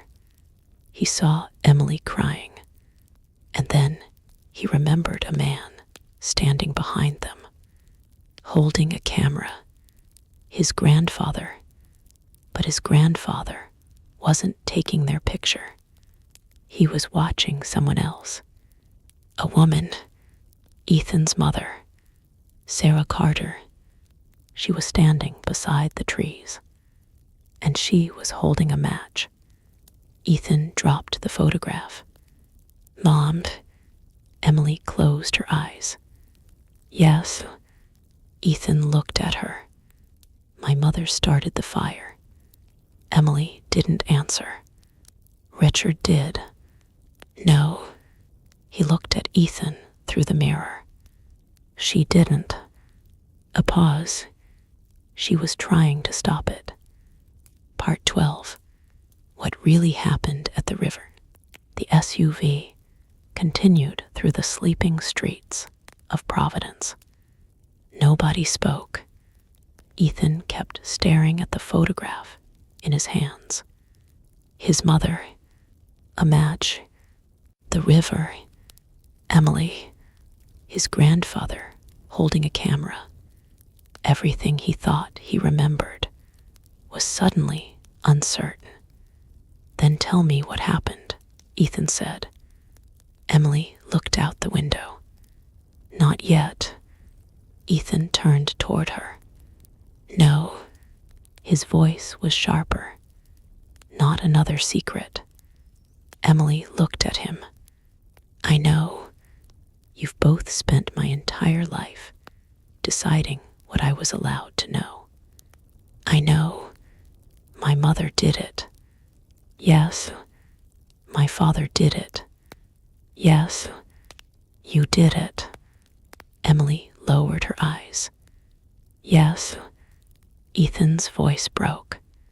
So now I decide. Emily nodded. You're right. Richard drove silently. After several minutes, he turned into an old industrial district near the harbor. The buildings were mostly abandoned. One warehouse still had a working light above the entrance. Richard parked. This is where your father kept his second archive. Ethan looked at him. How many archives did he have? Enough to survive. They entered through a side door. Inside was a small office. There were filing cabinets, an old desk, and a wall covered with photographs. Ethan stopped.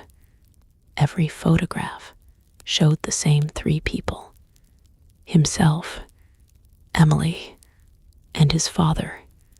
Different years, different places, different ages, but always together. This is what Dad was doing. Emily nodded. He spent years trying to reconstruct your memories. Why? Because he believed someone had altered them. Ethan looked at Richard. Who? Richard sighed. Your grandfather. Ethan stared. Why?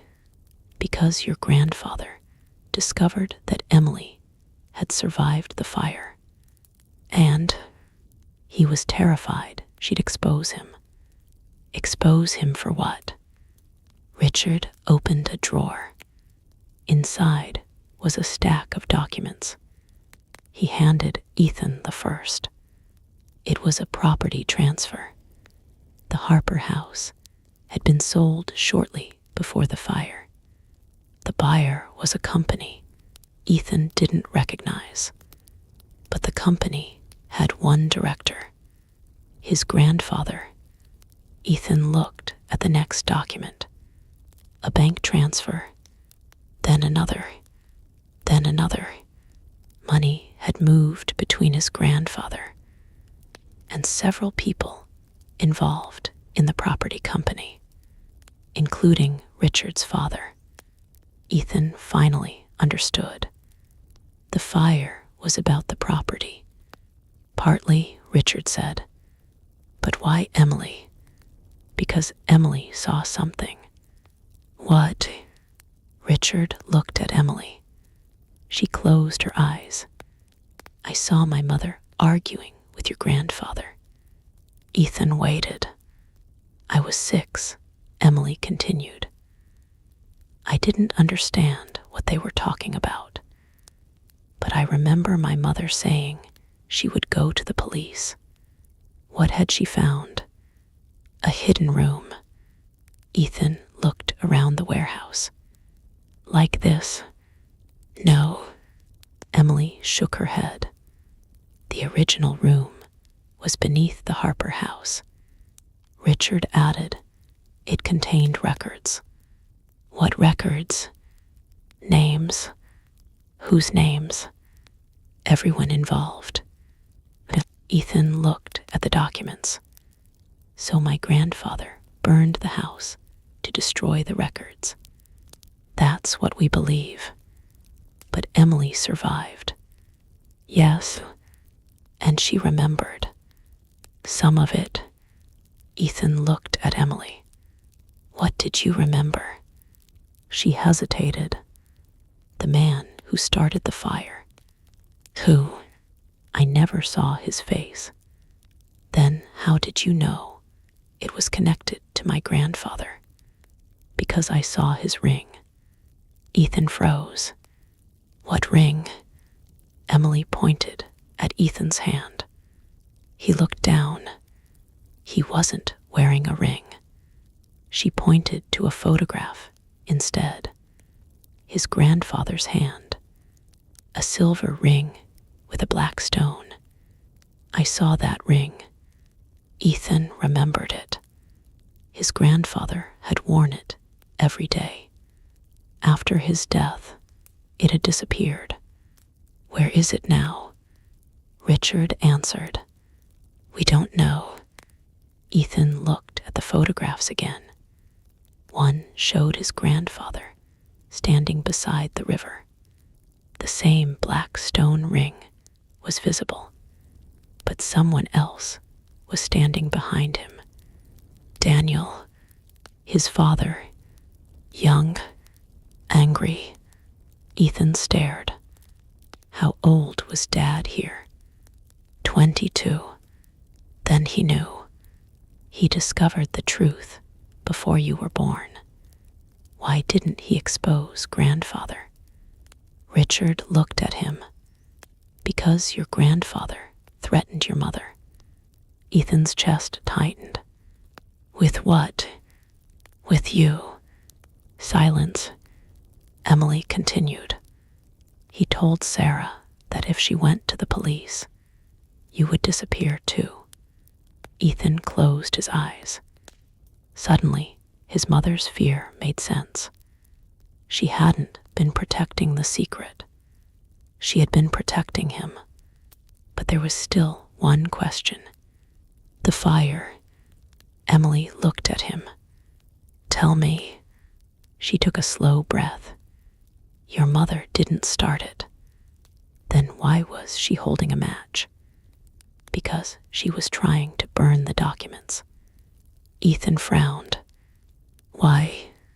Because your grandfather had found them. Emily's voice became quieter.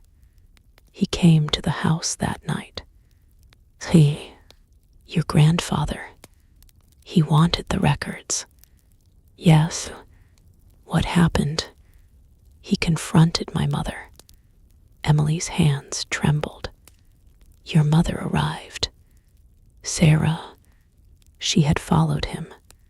Why? Because Daniel had told her something was wrong. Ethan listened. Your mother entered the house while they were arguing. She found the records. She grabbed them and ran. Then, your grandfather caught her. What happened? He tried to take the records. Emily swallowed. Your mother lit a match. Ethan stared. She threatened to burn everything. Yes. Then what? The curtain caught fire. Ethan's breathing stopped. It was an accident. Emily nodded. The fire spread, and my mother escaped. She thought everyone had. But me. You weren't supposed to be there. Ethan looked at her. I was. Emily nodded. Your grandfather had brought you. Why? To force your mother to cooperate. Ethan felt sick. What happened to me? You ran. Where? To the river. Emily smiled faintly. I followed you. Ethan remembered. The river. The wet stone. Falling. Emily screaming. His father pulling him out. But there was something missing. Someone else. A man. Ethan looked at Richard. My father. Yes. He was there. Yes. And my grandfather. Richard nodded. He was there too. Ethan's mind filled with fragments. His grandfather shouting. His father fighting him. Emily holding Ethan's hand. Then a loud crack. A gunshot. Ethan gasped. I remember. Emily's eyes filled with tears. You were 6. My father. He was shot. What? He survived. Ethan stared at her. That's when your father decided you had to forget. Richard stepped forward. Daniel believed the only way to protect you was to make everyone think the fire had killed Emily, and that the river accident had been nothing more than an accident. But Emily was alive. Yes, and Dad secretly found her. Yes, then why did he fake his death? Emily looked at him. Because your grandfather wasn't the only person involved. Ethan frowned. Who else? She reached into the drawer, pulled out a photograph. 3 men stood beside the burning Harper house. One was Ethan's grandfather. One was Richard's father. The third man was blurred. His face had been scratched out. Ethan stared. "Who is that?" Emily whispered. "The man who has been taking your photographs." Ethan turned the picture over. A handwritten note was there. "He isn't following you." Below it, "He's waiting for you to remember him." A sound came from outside the warehouse. A car door slammed. Richard went pale. "They found us." "Who?" He looked at Ethan. "The man in the photographs." The warehouse lights suddenly went out. Then, from somewhere in the darkness, a camera shutter clicked. Once, twice, 3 times. Ethan heard a man's voice. "Good evening, Ethan." The voice was calm, familiar, and Ethan suddenly knew why. He had heard it before. Not recently, not as an adult, but in his childhood. The voice belonged to the man who had taken the very first photograph, the man who had been standing beside the river, his grandfather's missing partner, the man Ethan had spent 32 years forgetting. And then the lights came back on. Emily was gone. Part 13, the last photograph. The lights came back on. Ethan's first thought was that Emily had vanished. His second was that someone had taken her. He turned toward Richard. "Where is she?" Richard didn't answer. Claire was standing near the doorway, staring at the empty space where Emily had been. The warehouse was silent.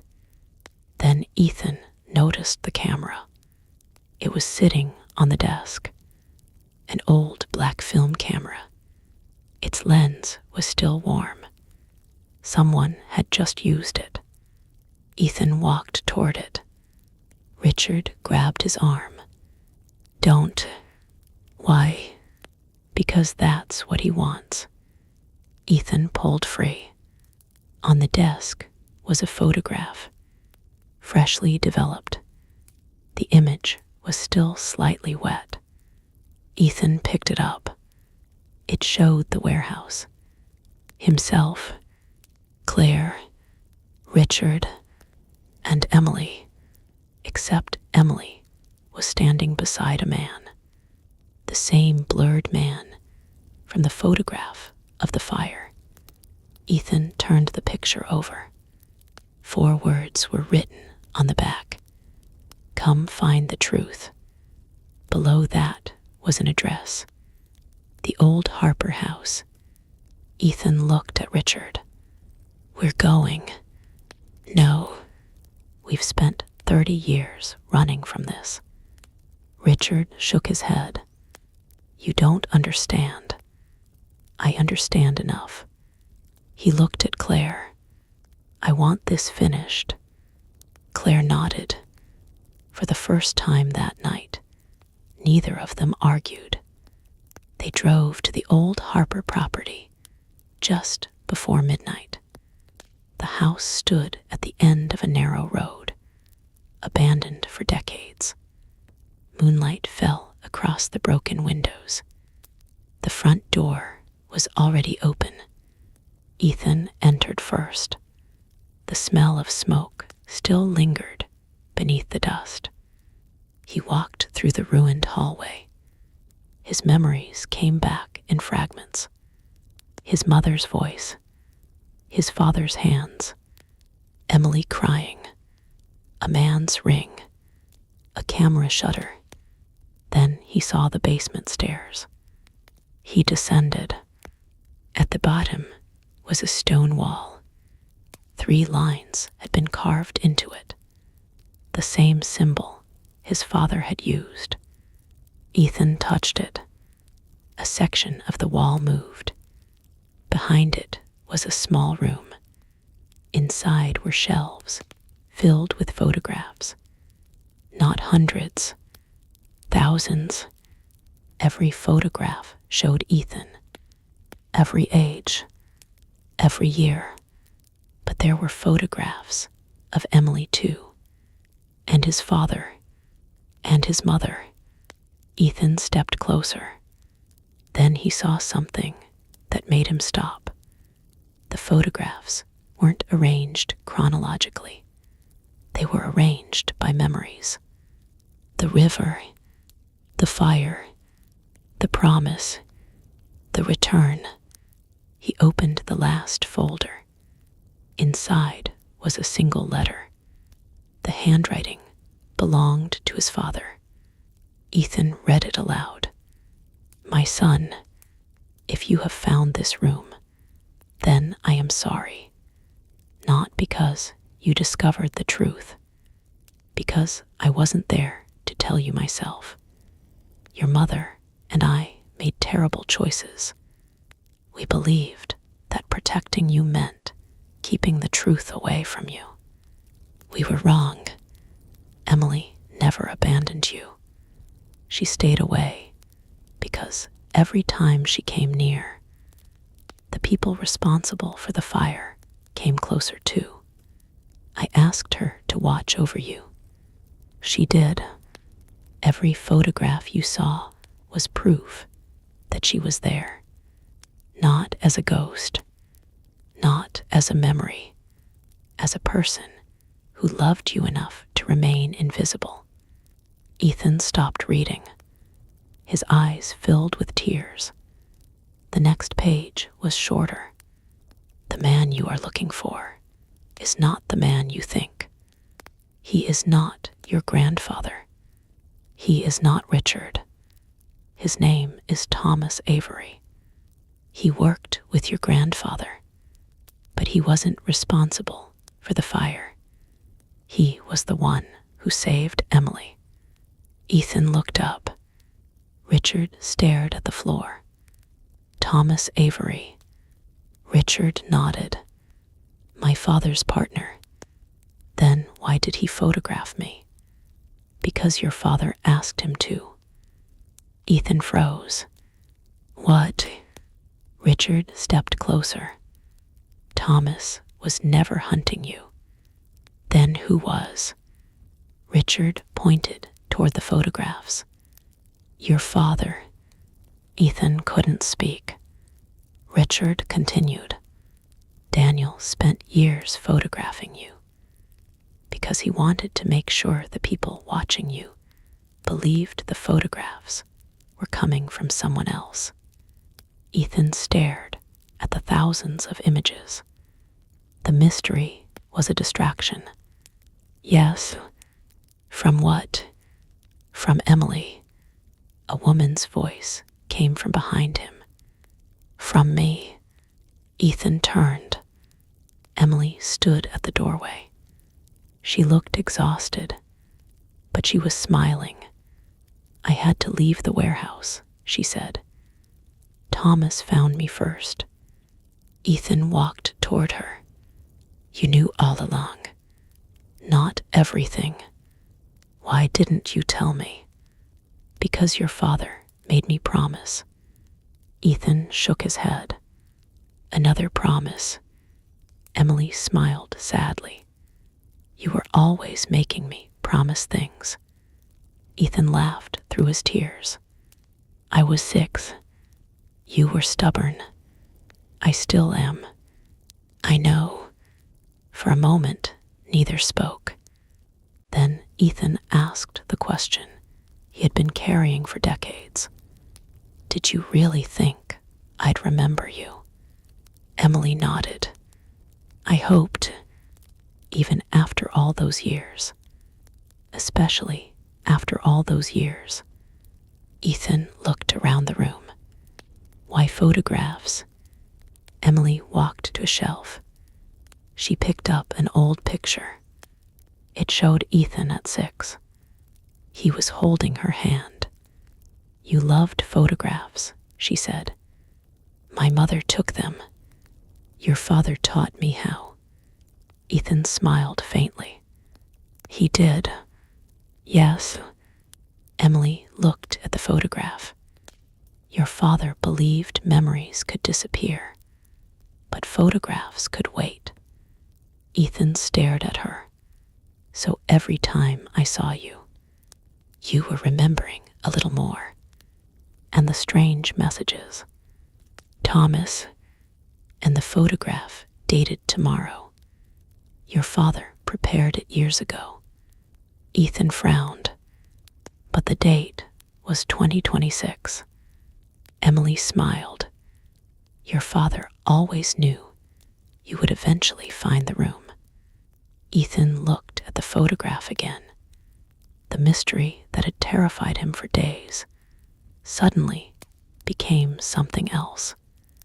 A message from a father who had spent years trying to guide his son home. Then footsteps sounded upstairs. Everyone froze. Richard reached for the gun beneath his coat. A man's voice echoed through the house. Ethan. Thomas Avery appeared at the top of the stairs. He was older than Ethan had expected. Late 70s, white hair, kind eyes, no weapon. He slowly descended. Ethan stared. You're the man from the photographs.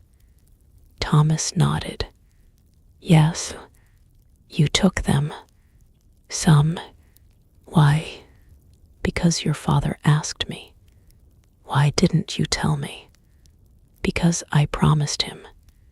Ethan almost laughed. Everyone in my family seems to have a promise. Thomas smiled. Your father loved promises.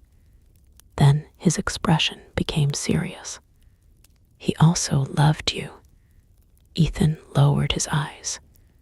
I spent 27 years thinking he died. I know. Why didn't he come back?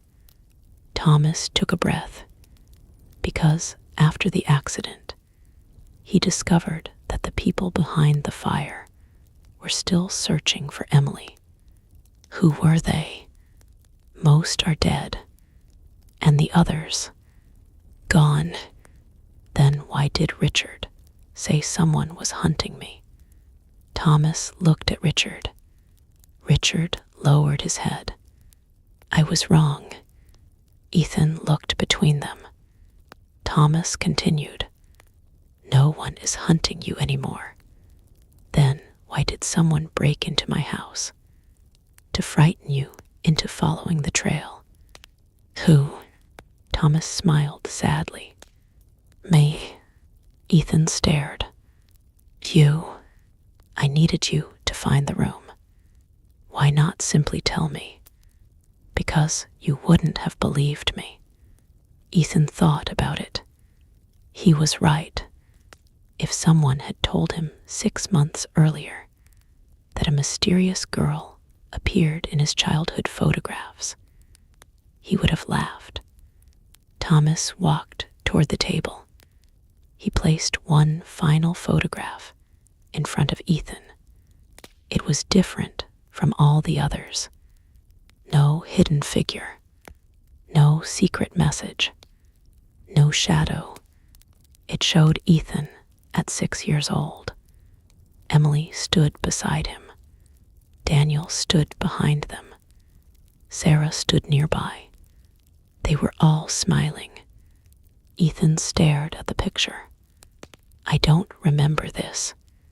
Emily smiled. You weren't supposed to. Why? Because it was taken after the fire. Ethan looked up. What? Emily nodded. The first photograph, after everything was over. Ethan studied his parents. For the first time, he noticed something in his father's expression. He wasn't afraid. He looked peaceful. His mother was crying, but she was smiling, and Emily was holding Ethan's hand. Ethan suddenly remembered.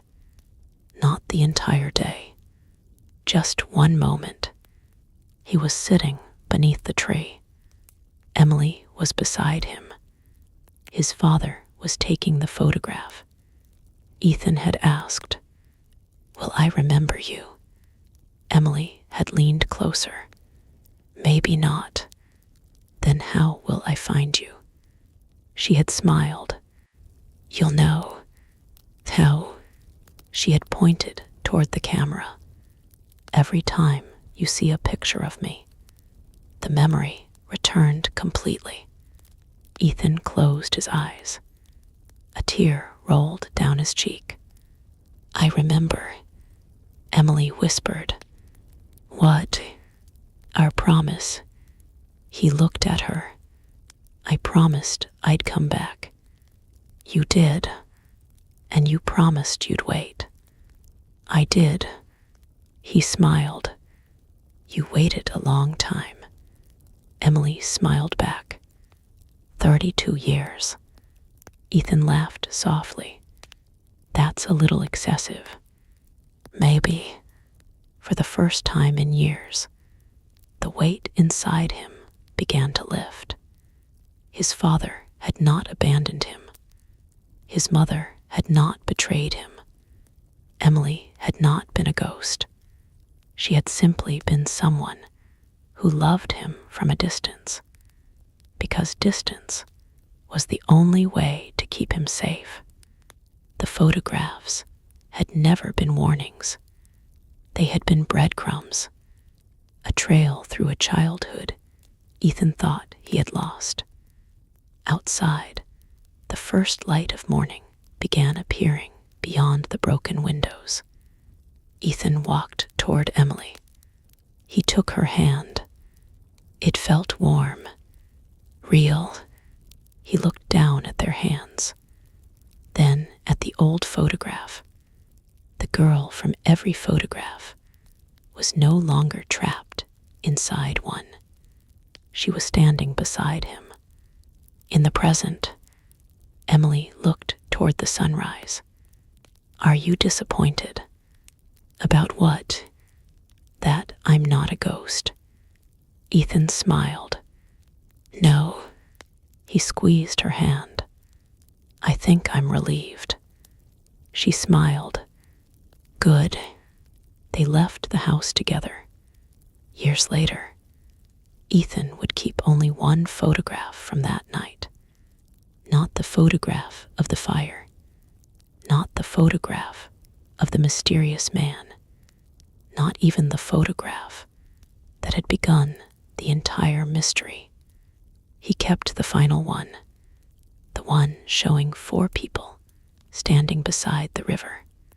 A father, a mother, a little boy, and a little girl who had disappeared from the world, but never completely from his life. Ethan placed the photograph on the mantel of his new home. Beside it was another picture, one taken years later. Ethan and Emily standing together beneath the same tree. Older, smiling, alive, and sometimes late at night, when the house was quiet and the rain tapped softly against the windows, Ethan would look at those photographs and think about how strange memory could be, how people could disappear without truly leaving, how love could survive years of silence, and how sometimes the person you've been searching for your entire life isn't waiting somewhere in the future. Sometimes they've been standing quietly in the background all along, waiting for you to finally look closely enough to see them. And in the end, Ethan understood what his mother had meant all those years ago when he asked why she took so many photographs. She had said, "Because someday you'll need proof." She had been right. He had needed proof that Emily was real, proof that his father had loved him, proof that his childhood wasn't entirely what he remembered. But most of all, he had needed proof that some promises don't disappear with time. They simply wait until you're ready to remember. The end